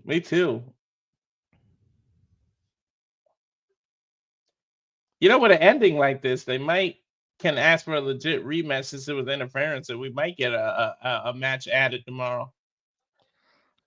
I think if we get anything added tomorrow, we may get a 6-woman. We may get those three against Jade, Bianca, and a partner. You would think it would be Naomi, but the fact that she didn't come out to save her. And we're on a full commercial now. Well, while we have this full commercial, we'll take a moment. We'll run our 2 trailers again, show everything coming up on the open mic night specials and our watch-alongs. We will be back.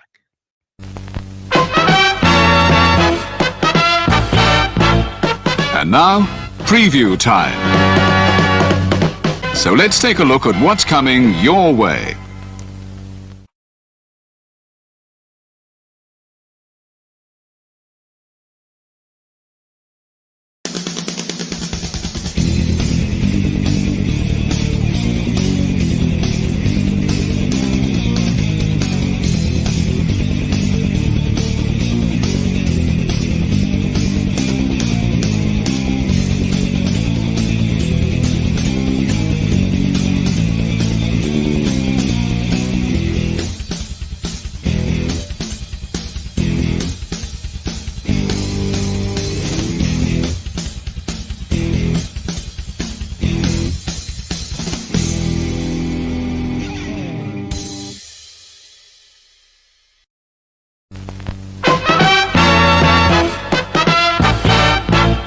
And now, preview time.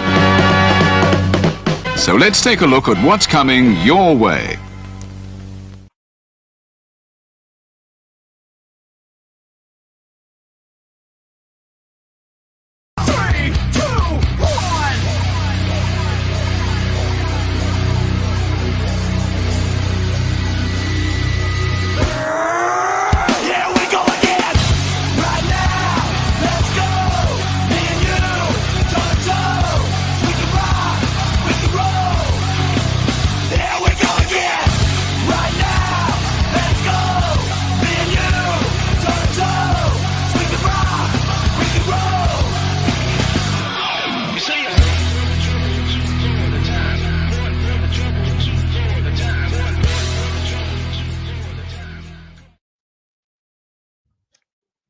Well, in And honor of we are Noah, back. all the wrestling, all the wrestling, all the wrestling, all the wrestling, all the professional wrestling and combat sports and other sports. Damn it.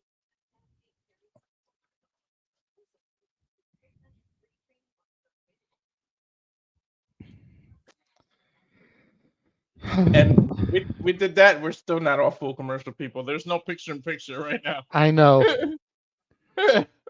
WWE with their long commercials. This is when I can get behind Noah and his F television and everything, because sometimes it's a little bit ridiculous. I wouldn't mind a blooger right now, though. Right? Dude, the 76 station that's like right here next to my apartment has like a Thrifty's ice cream station inside it, and they make milkshakes. Every now and again, man. I'll go in there and I'll give me a strawberry cheesecake milkshake when we don't have ice cream here. We are back, though, at the Rocket Mortgage Field House. I guess that's the name of the new arena that was formerly the Gund Arena.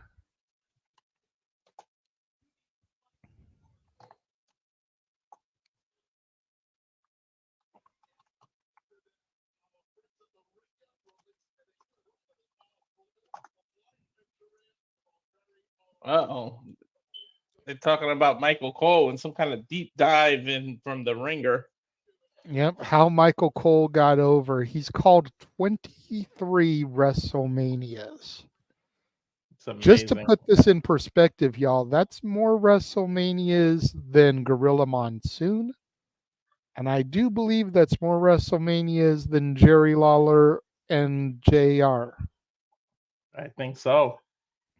So the fact that Michael Cole has been involved and called 23 WrestleManias really kind of makes him the voice of a generation. Exactly.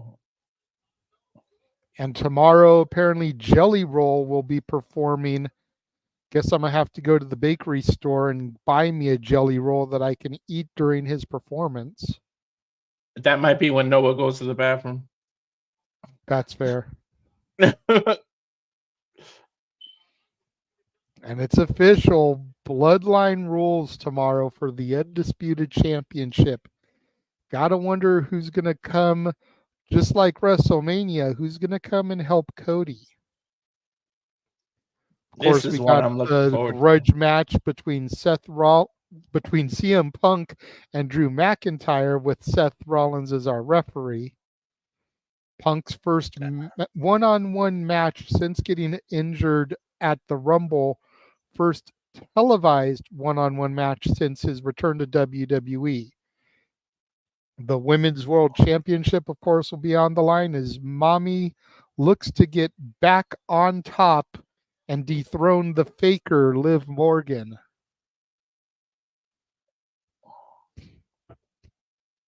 We saw earlier tonight the superstar, the megastar, LA Knight, looking to challenge the brash maverick Logan Paul, United States Championship on the line. I think we're going to what happened earlier, what I referred to earlier here on the ESPN on Pat McAfee's show. Jesus. You blink, you miss Jesus out of that dude. You blink, you miss it. Of course, Braun Breaker looks to dethrone Sami Zayn for the Intercontinental Championship tomorrow at SummerSlam. The King of the Ring, Gunther, gets his title shot from winning the tournament, looking to take on and dethrone El Campeón, Judgment Day's pseudo-leader in Mommy's absence, Damian Priest. And likewise, the Queen of the Ring, Nia Jax, looks to take on Bayley, the role model, for the WWE Women's Championship. And we got Tiffany lurking in the background with the Money in the Bank case. And here we go. You get a nice little promo package of Nia Jax and her story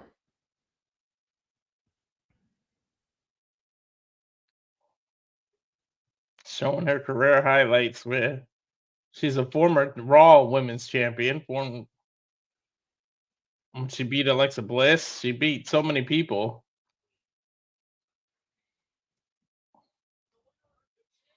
I like Bailey, don't get me wrong, but I am really looking forward to seeing Nia silence the haters and dethrone the role model tomorrow. You and me both. I'm a huge. I was always the Nia fan out of everybody here. I praised her when it wasn't cool because I didn't see what other people see. Nia finally getting her just due.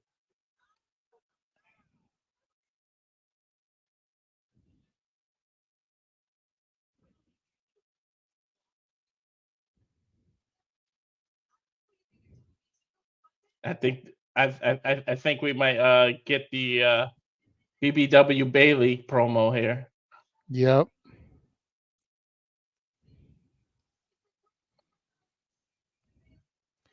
See, and I love the fact that I have shared history with Bailey that I didn't know about ahead of time.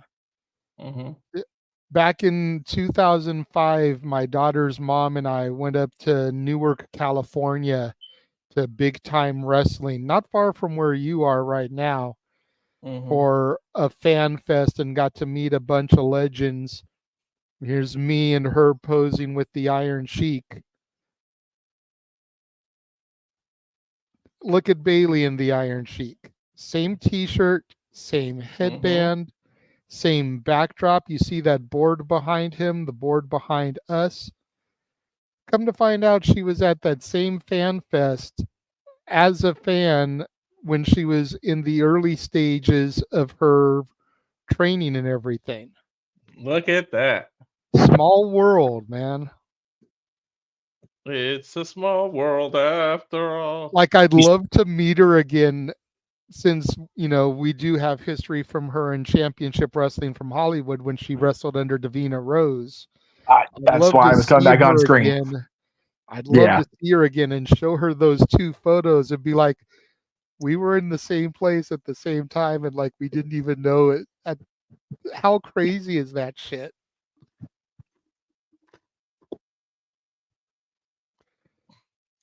And the fact that Bailey got to call her reckless.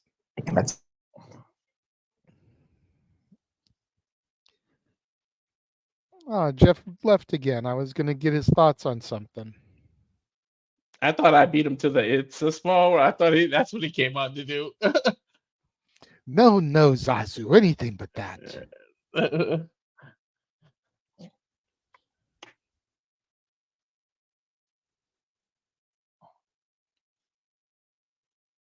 He keeps getting called away. And there's Tiffy backstage. Very sad. Oh, a surprise. Is this the new briefcase? And there's the briefcase. Beautiful pink. It looks, that suits Tiff.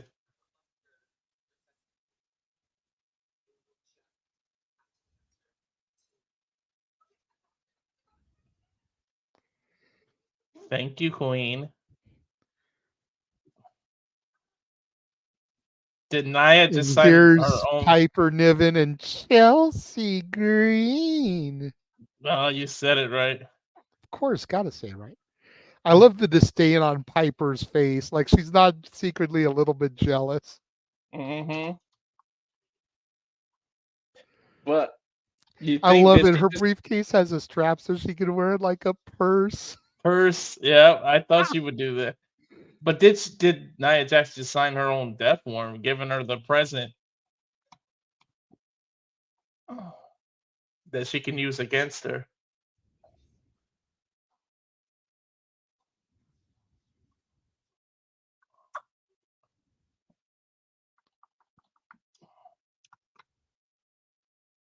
I was about to say, what music is this? Then I see. I was just gonna say that. Okay, it's the new Bloodline. Well, it is time for our main event, folks. Jacob Fatu and Tamatanga of the Bloodline taking Stop with on these the black screens. current reigning and defending tag team champions DIY. I'm getting real tired of black screens. This isn't this isn't The Sopranos. Yeah, I know.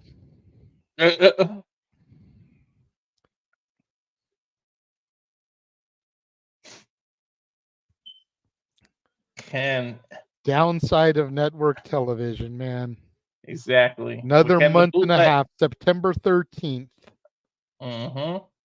That'll come before you know it. Well, can this bootleg bloodline get the momentum right before SummerSlam and win the tag titles? We will find out after this commercial break. Now, I was gonna assume they were going to commercial. That's why I said it like that. You gotta give Solo credit to lean into this leader's role, though. As much as we gag on the bootleg bloodline, Solo's really coming into his own. Yeah, he is. And he doesn't have a Wiseman or a mouthpiece like Roman did.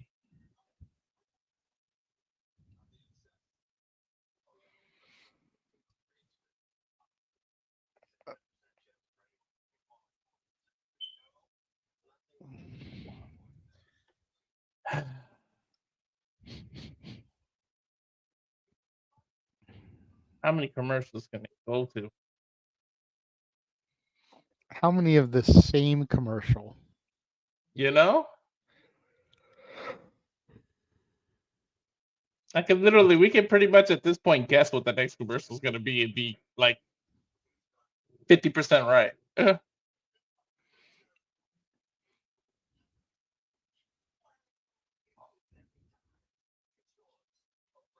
Braun and Ray are sponsoring Wingstop. Right? One of those odd couples, to be sure. I think Braun could eat you out of a restaurant. I don't think I know. Exactly.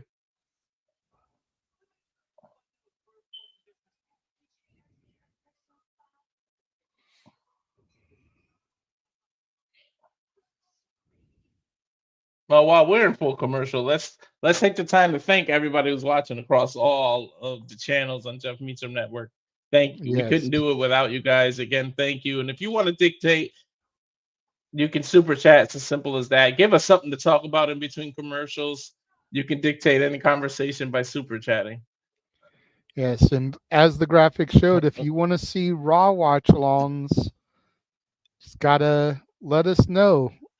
Show the support. We may go ahead and do one this Monday since it'll be the fallout of SummerSlam. But after that, we may not do another one until the move to Netflix, unless you guys show us that you want it. Yeah, you guys got a super chat. Especially, remember, you're making us suffer through all the commercials and doing all that too. We deserve a little payment too. Damn right. You're giving us an extra hour.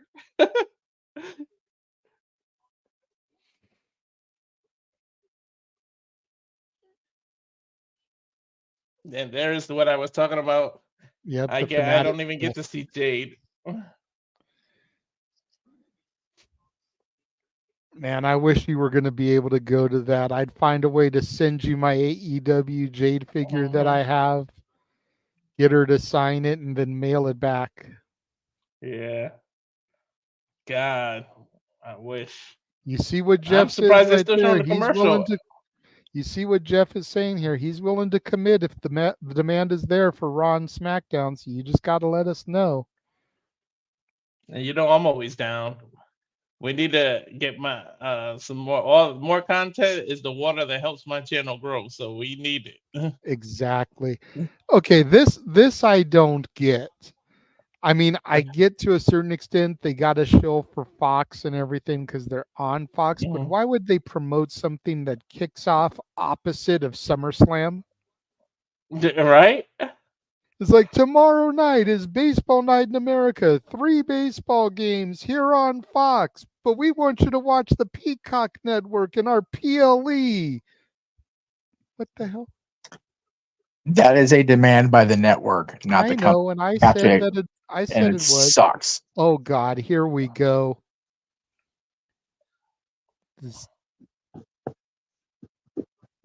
Cleveland's own. Good grief! I'm gonna try to bite my tongue here, but seeing the wife and the baby and everything was just a little bit extra, I think. And what's I guess you're you're trying to right put now? over the fact that he's the hometown guy, but then you're probably gonna have him job and lose the titles with wife and baby and everything. There, it's like so come bad. on. It also doesn't make sense when your wife's a heel right now. Right? How old is that kid? I feel like he's aged 20 years and 6 months. God damn. Well, I remember when they had the kid. Commercials they've given us tonight. That's enough to age anybody. That's valid. Right. He's getting big. God, I gotta reach out and say hello. I feel like a dick. Anyway, yeah. What I was gonna say, yeah, it's unfortunately until they shed the Fox bullshit, they have to promote baseball. It's it is what it is. And I get it, but like it just seems weird to do that shill before a big event of theirs. That's No, I agree. I agree. Network, like I get the rest of the time, cool, but like here, watch this baseball game, even though we're putting on a huge event in the football arena here for your shitty football team. Well, this is exactly why they can't wait to get the fuck off this network. Like they're done. They're over this shit. Now, not gonna lie, if I wasn't working this show and this show wouldn't exist tomorrow, I'd probably be watching the Giants-Reds game for personal reasons. Because your family's originally from Cincinnati, and I hate the fucking Giants, man. I'm a Dodgers Angels boy, man. The Giants are the devil. SmackDown next week will be live from Tulsa, Oklahoma. But no JR, sadly. Well, actually, it's probably good he won't be there. They won't be able to humiliate him again in his hometown or his home state. Oh, man, they're only giving them 15 minutes for the main event. Oh, God. The bloodline's going to obliterate these guys. I feel so bad for Tommaso. I feel bad for Johnny. Yeah, he's made his choices in his significant others, but, man, I feel bad for these boys. Are we sure Vince isn't booking this? Because, he don't like people to win in his hometown. In their hometown. Well, they got to give Solo the momentum going into tomorrow. They already had Solo back the Mafia way, like we talked about earlier. Mm-hmm. They got to have the Tongans going in strong tomorrow. It'll lead more credence to the belief that if Solo's Usos are the tag champions, his version of Roman will be the world champion. Mm-hmm. That's exactly what they're going to make us believe. If the Tongans win this thing, oh no, is it going to be Tama? Oh, it's Tama and Jacob. Yeah, they're winning. Injury. Yeah, they're winning. Gonna kill you, Jacob's gonna kill you. Jacob has to travel too far to get home. Yeah, Jacob has the most beautiful Samoan drop out of all those Samoans, man. Yeah. The only problem is JJ. He can't go get consolation pizza afterwards. Right. Well, he can get consolation pie. I mean, she's backstage. Oh, you mean food? Yeah. Okay. There's a shot of the better looking tag team titles. I love these new SmackDown tag titles, man. I'm here for them. Yeah, they're definitely like a combination of the 2002 SmackDown titles and the OG Attitude Era ones. Dude, when we get off air, JJ, go back and look at the WrestleMania 1 era tag titles. The shape is very 1985. They are leaning into that nostalgia, man. And you know what? It works. Yep. Got Tama Tonga and Tommaso Ciampa starting the match off. I just wish they would bring back the Winged Eagle for the WWE title. I know, me too. Whoa! I do miss that title. Did he do a alligator roll? Yes, he did. Tama Tonga is. I like some Tamatanga. Now, you know, Cody mentioned it during the promo at the top of the show. They've got history, man. The Tongans have that history in New Japan with the Bloodline, with the Bullet Club, rather. Excuse me. So, and then, like I said, Jacob Fontu's just a psychopath. Like he's crazy. He shouldn't while be we're able on to move as big commercial, as he is. while we're on commercial, and you're back for now, Jeff, I'm going to step out for a second and refill my water for the main event. That sounds good. Yeah, I'm glad for the Sons of Haku that they're getting this opportunity on the big stage. I just wish it wasn't, you know, gonna come off as like we've kind of half-assed been calling them, the bootleg Bloodline. Yeah. These guys deserve a better opportunity than just to be fodder for the return of Roman and the reunification of the Usos. I hope it doesn't come to that. I hope they get a opportunity beyond Survivor Series when this thing is likely to blow up. But well, the way you do it is have them. I mean, we all gonna assume that Roman do it, but if you have this bloodline actually beat the original bloodline, then you get them some credibility. Yeah, I would do it that way. I would have the new bloodline win at Survivor Series and then build that run to all the way to WrestleMania. Mm-hmm. And then blow it off and then have everybody go their separate ways. Have the hit the reset button at Mania. Everybody's going to be so high and fucked up on the 20th, they're not going to remember the next day anyway. So, you know, Exactly. But there's something about the Samoan bloodline. Men this big should not move the way Jacob Yokozuna moved. Any of them. Umaga, they all were big guys that just can move, man.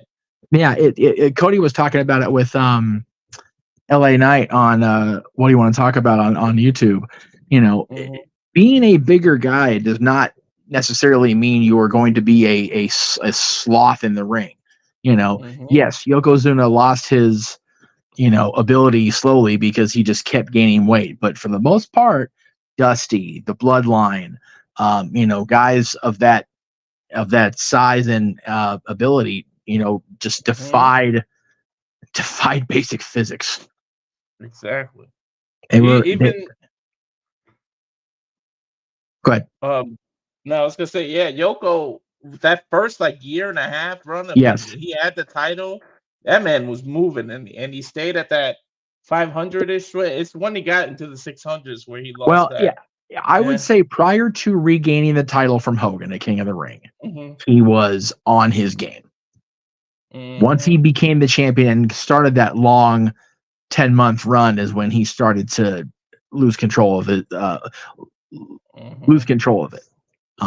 But yeah, the first from Survivor Series or whenever he debuted in '92 all the way through to regaining the title from Hogan, he was just a sight to behold as far as the ability in the ring to keep moving and still maintain that girth. But yeah, once he lost to WrestleMania 10, it almost seemed like he just like, whatever about it. And I'm not trying to speak ill of somebody that can't come here and defend themselves or, you know, whatever, but it wasn't for, like I said, I'm literally going back and watching that era of wrestling right now. So I just watched WrestleMania 10 this last week. So now we're seeing the fallout. You know, I'm going to see Yokozuna's first time on TV after losing. I'm going to, you know, see all that. Oh, I'm seeing the head shrinkers get with Albano to go after the Quebecers. So like the bloodline is, you know, whether it's 1994 or here in 2024, the bloodline is a force in wrestling. And we're back on SmackDown as Ciampa made the tag to Gargano. Gargano's fresh and he's ready. Ooh, and again, I know you're ahead of me, so if you want to call, by all means, go for it. Yeah, diving spear from the outside into the ring by Johnny Gargano. All the momentum on Ciampa and Gargano. DIY here. Well, you got to figure that they got to give us that babyface hope before they break our hearts here at the end of the show. Exactly. If it happens, what's up with Tonga Loa and the Rocky Romero eye patch? Did he get hurt? I don't know. I really don't know. I don't know if this is story or his eyes legit hurt. Okay. Yeah. If he got hurt, badass though. Oh yeah. Well, yeah. I mean, like I said, he was in New Japan with Rocky, so it wouldn't surprise me if it's just an homage. Maybe he plays Street Fighter too much and tried to bring Sagat. Right. Not for nothing though. DIY's keeping up with him here. Yeah, Ciampa's doing some nice chops. God. Sorry about that. The running water made me have to take a liaki before I came back. Nice spinning elbow. He made a Yaki reference to the bloodline. Rocking Tama Tonga there. Oh my God, Jacob Fatu coming in. They were I was holding asking- their own until Jacob just got tagged in. I was asking while you were away, Jay. Did Tonga Loa get actually hurt? Is that why he's pulling the Rocky Romero look tonight? Or I believe so. Yes. okay. I believe he legitimately has an eye injury. Jeez. That's Maybe they that's got why- Jacob in here. Yeah, I was gonna say maybe that's why Jacob's in the match tonight. Jesus. Huge splash by Tama Tonga. Deep hook of the leg, 2 count. Gargano able to break up the 3 count here. Literally, Jacob the Fatu last back second, in. JJ. What was that, Walter? I said literally the last second. You couldn't get no closer without getting the 3 there. Nope. Right?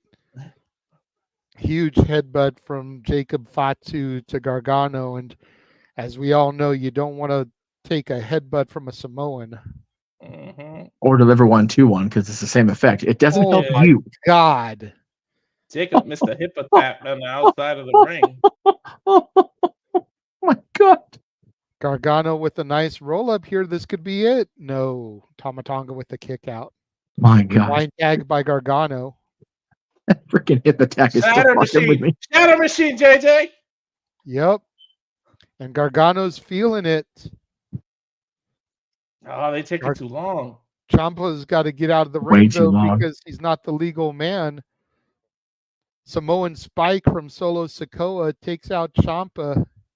Damn that solo. Was that Oh, Rhodes? my God. Did he just use Cody Rhodes' move? Definitely similar. Yeah. I mean, you got to figure that move's been around for a minute. It used to be called the roll the dice. Mm-hmm. Mm-hmm. But definitely very similar to the Crossroads. A lot quicker execution. Yeah, it kind of looked like he was.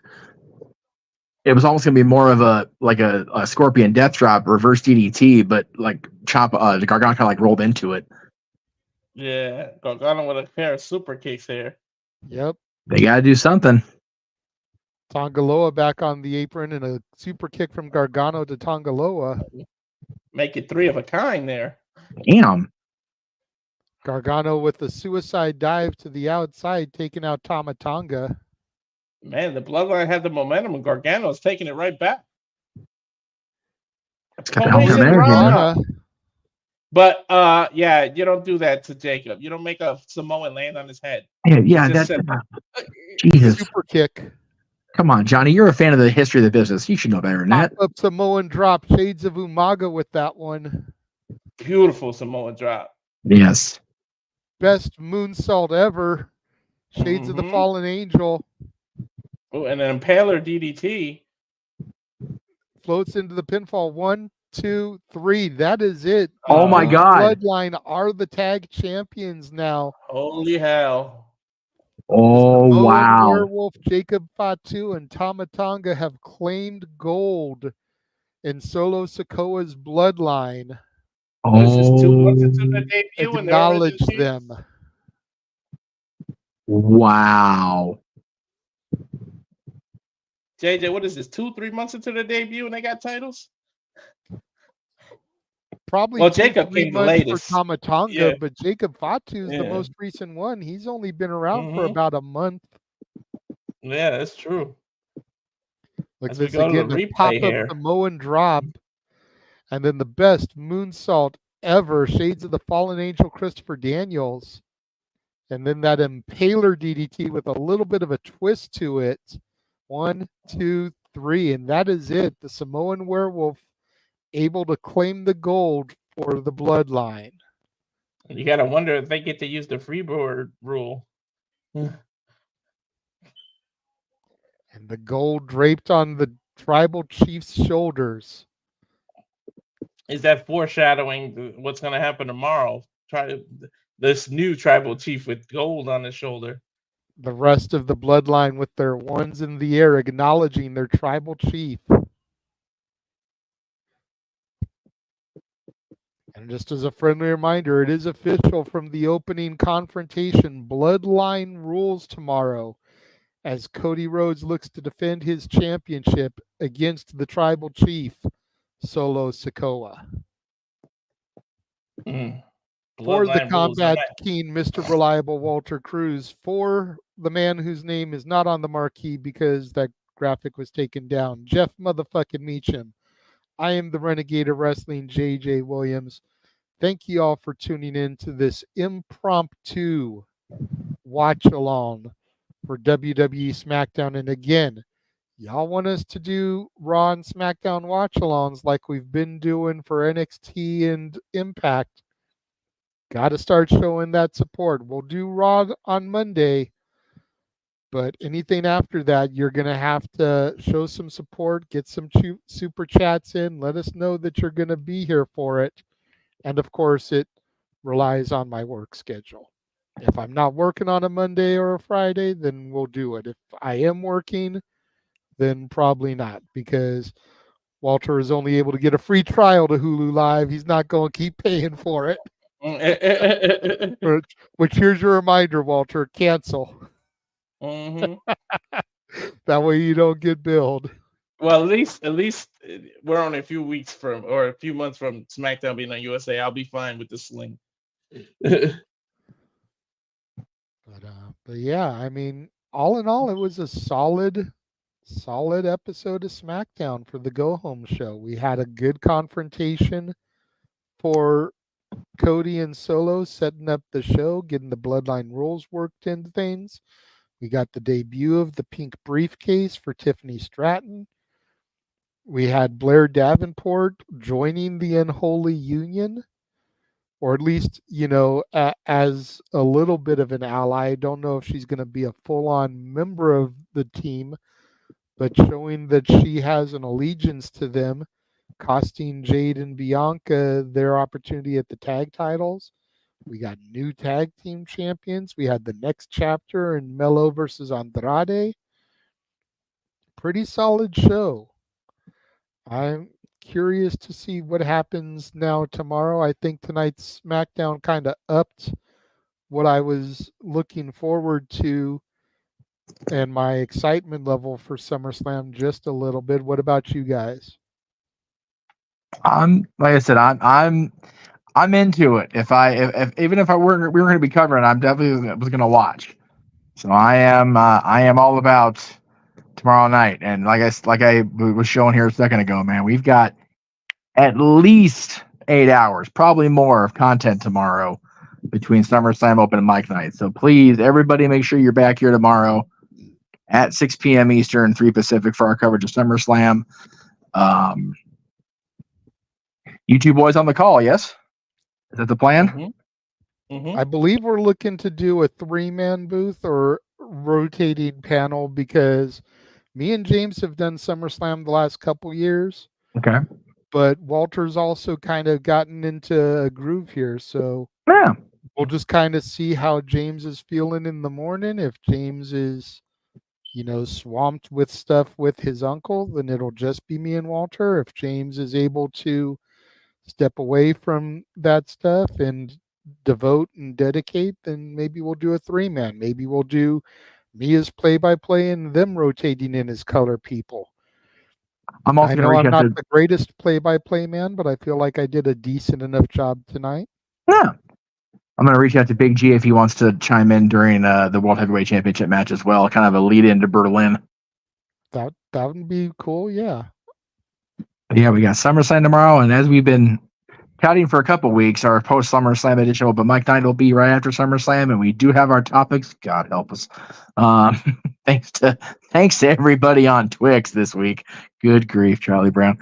But yeah, all in all, 8 hours of content in all likelihood, guys. So come on, check us out tomorrow across the multiverse of media, and yeah, just very much looking forward to it. It's gonna be a fun day tomorrow.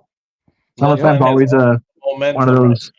one of those tentpole events for WWE, and it's been a big event for us the last 2 years. So absolutely, I'm here for it. Every bit of it. Starting to say, Walter? The Bloodline has all the momentum now. It's going to be an interesting night tomorrow. Yeah, no question. The $1 million question at this point is, does the true tribal chief show up? And where does his loyalty lie? Yeah. Hey, we're all assuming Roman Reigns shows up. You guys, Rock has finished filming that movie. What if That's it's true. him that shows up? What if they both show up? Yeah. You know, I mean, I mentioned this on Simply Predicting last night, and I feel like I kind of got a little bit dismissed about it because no one thinks that Solo is going to win. But now that it's Bloodline rules, what if Solo does the unthinkable, wins, and then Roman comes out and is like, thank you for reclaiming the championship. You can hand it over now. And that's how the rift and the Civil War begins. The rift that is. I mean, I'm not saying that I want Cody to be a 4-month champion, but we also don't need another 1,300-day reign. And if it leads us to the Civil War and to War Games and puts Roman back on the other side, I'm here for it. Had Solo and the new Bloodline not already shown their allegiance against Roman, and then Roman walked out tomorrow and tried to take the title, and then they dropped him, I'd be more prone to believe it. But because they've already said, you know, Roman's not the guy anymore. He let us down. He fouled up. He flubbed, whatever you want to say. And then they took out Paul. If they don't let us go along this whole time and not shown their hand of we are against Roman, I would be much more prone to believe that. And that may be why you felt dismissed about saying it, because Roman has already been dismissed. He's already been usurped. Had they kept the family line, if you will, kept the corporate status quo, if you will, then I'd be more prone to believe that could happen. And they're talking about this female boxer on the news, like just on the general news. This is crazy. I know. You can also do crazy. What if Solo wins, JJ, and then you get a interruption by Paul Heyman, and he just turns and it's Roman behind him. You could do it that way too, because you know the pop Paul Heyman would get. Yeah. You know, do we see Jimmy come back? Mm-hmm. And where does his loyalty lie?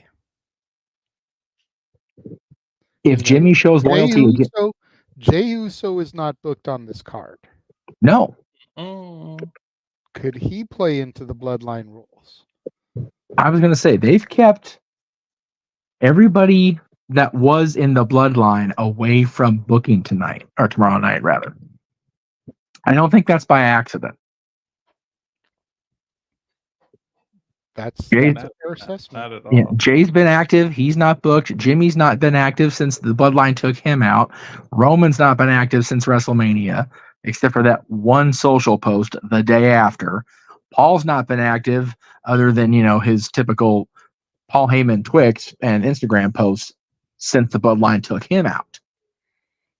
And even now, Paul is still posting stuff on his Instagram feed and his Twitter feed about the story. Mm-hmm. So people, including us, harp on social media and its negative influence on wrestling and every facet of life. Let me be honest. But Paul's, and I'm talking about Heyman here, ability to keep everybody on their toes and wondering exactly what's going to happen. I've said it almost every big show we go into. I love not knowing what is going to happen tomorrow. There are so many possibilities. It's very much like dealing with the multiverse movies. You open one door and you get a pathway to 40.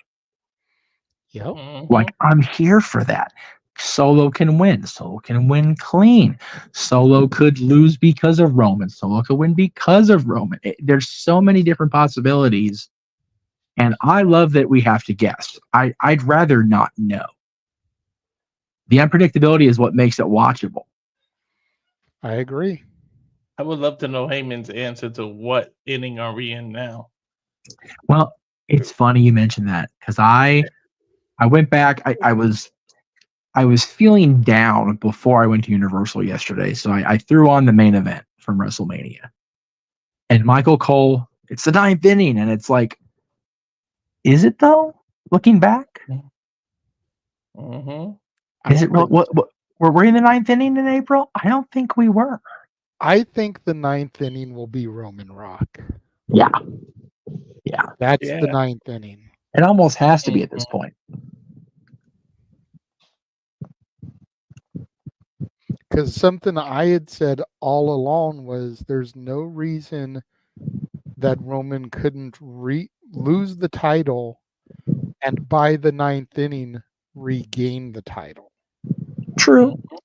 What if we have a Summer of Punk situation and Rock dethrones Cody? And even though we've said 100 times Rock Roman doesn't need to be for the title, it is for the title, and Rock drops it back to Roman.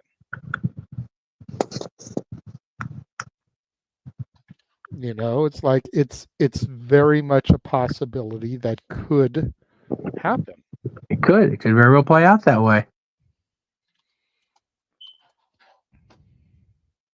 You never know. This it's just like I said at WrestleMania. There's so many turns to go through, and we just don't know what turn they're going to take. And I'm here for it. It literally, JJ, you'll appreciate this, and I think Walter. I don't know if you're a fan of the show or not. It very much feels like the rotating room on Once Upon a Time when you walk through that one door and everything shifts. And it's like, oh, okay, now we're going to walk into. If you're a Harry Potter fan, Department of Mysteries in Book 5. Rotating door. Don't know what's going to happen.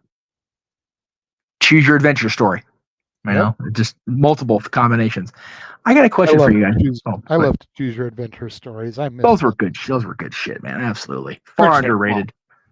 Yes. Before we start, I have a question for you guys because I ended up going into the SummerSlam hub on Peacock. There's a little row here. SummerSlam's biggest matches. Brett and Davey is in the group. Rock and Brock. TLC from SummerSlam 2000. Reigns Cena is listed very high. And again, I was there for that. I'm biased. Whatever. Fiend versus Balor is one of the options. What is it? Fiend versus Balor from what the hell SummerSlam was that? I hate this television in this damn room. It doesn't say what year it's from, but it had to be a recent one, obviously. Rollins and Balor from 2016, where Rollins buckle bombed Balor's championship went away. Even though it was on the outside. Asuka versus Bianca versus Flair from last year is in this row. Like, man, some of the Hogan and Orton is on here. I quit. Never mind. I'm going off the hub. Mr. Perfect Bret Hart isn't on there from 91? Not in the first few matches. No, I was scrolling along to see what they were making important, but I saw Hogan Orton. I'm like, all right, that's enough of that shit. At least it wasn't Hogan and Michaels. Dude, Hogan and Michaels was a big match. It just was a shitstorm. It was hilarious as hell. Hogan and Orton. It was hilarious for all the wrong reasons. Yes. At least Hogan versus Orton was better. The build-up of Michaels Hogan was better than the match, though. Yeah. Hogan and Orton did exactly what it was not supposed to have been. Orton got no farther over than he was going in. That was a shit show, and it wasn't Randy's fault. JJ, holy hell. Ding just went off. That might be my next 10. We could do 10 matches that the build-up was better than the actual match. I would not be good at that one. That would be something you'd want to do with Jeff.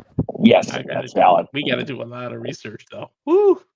Well, I mean, just those two matches right there. The build was definitely better than the match, especially the Orton Hogan match. Good gravy. And even the build was all that good. It was built around one thing, and it was so wrong. Him wanting Brooke and then Hogan getting RKO'd on the car. Yeah. Hogan Michaels at least had a really good story that just went sideways for all the wrong reasons. The Larry King segment, my favorite. It was so good. They made a figure out of that, and I wanted to buy it despite my Hulkamania status. I know you do. I had it. Yeah, I know you did. Oh, All right. Anyway, we're rolling around too much. Let's go ahead and sign off here. That way we can get some rest. Agreed. We've got a long day of broadcasting tomorrow. Yes. Again, kicking off at 3 o'clock Pacific, 6 o'clock Eastern with our pre-show coverage for SummerSlam. And then, of course, post-show open mic night. We're going to be talking about all those teams right there and probably some more. We'll probably have some post-SummerSlam stuff to discuss. Please super chat us. So much to go, and I've got to put in at least a few hours at work before I come in tomorrow to do the live streams. Yeah. But yeah, let's go ahead, call it a night here. We appreciate everyone for joining us and tuning in. Low turnout tonight, but again, it was kind of an impromptu thing, so I'm not tripping about it too hard. But again, if y'all want us to add Raw and SmackDown watch-alongs to Impact and NXT like we've been doing, gotta show those supports. Let's get the numbers up on the views. Let's get a bunch of likes on these videos. Share the videos with your friends. Post them in the wrestling groups that you're in. Tweet them out. Especially now that the Twitter won't allow us to stream on there anymore. Take the links from YouTube, put them in a tweet it out, spread the word about us. Yeah, Greg went ahead and subbed it for the month. He's going to see how his numbers do.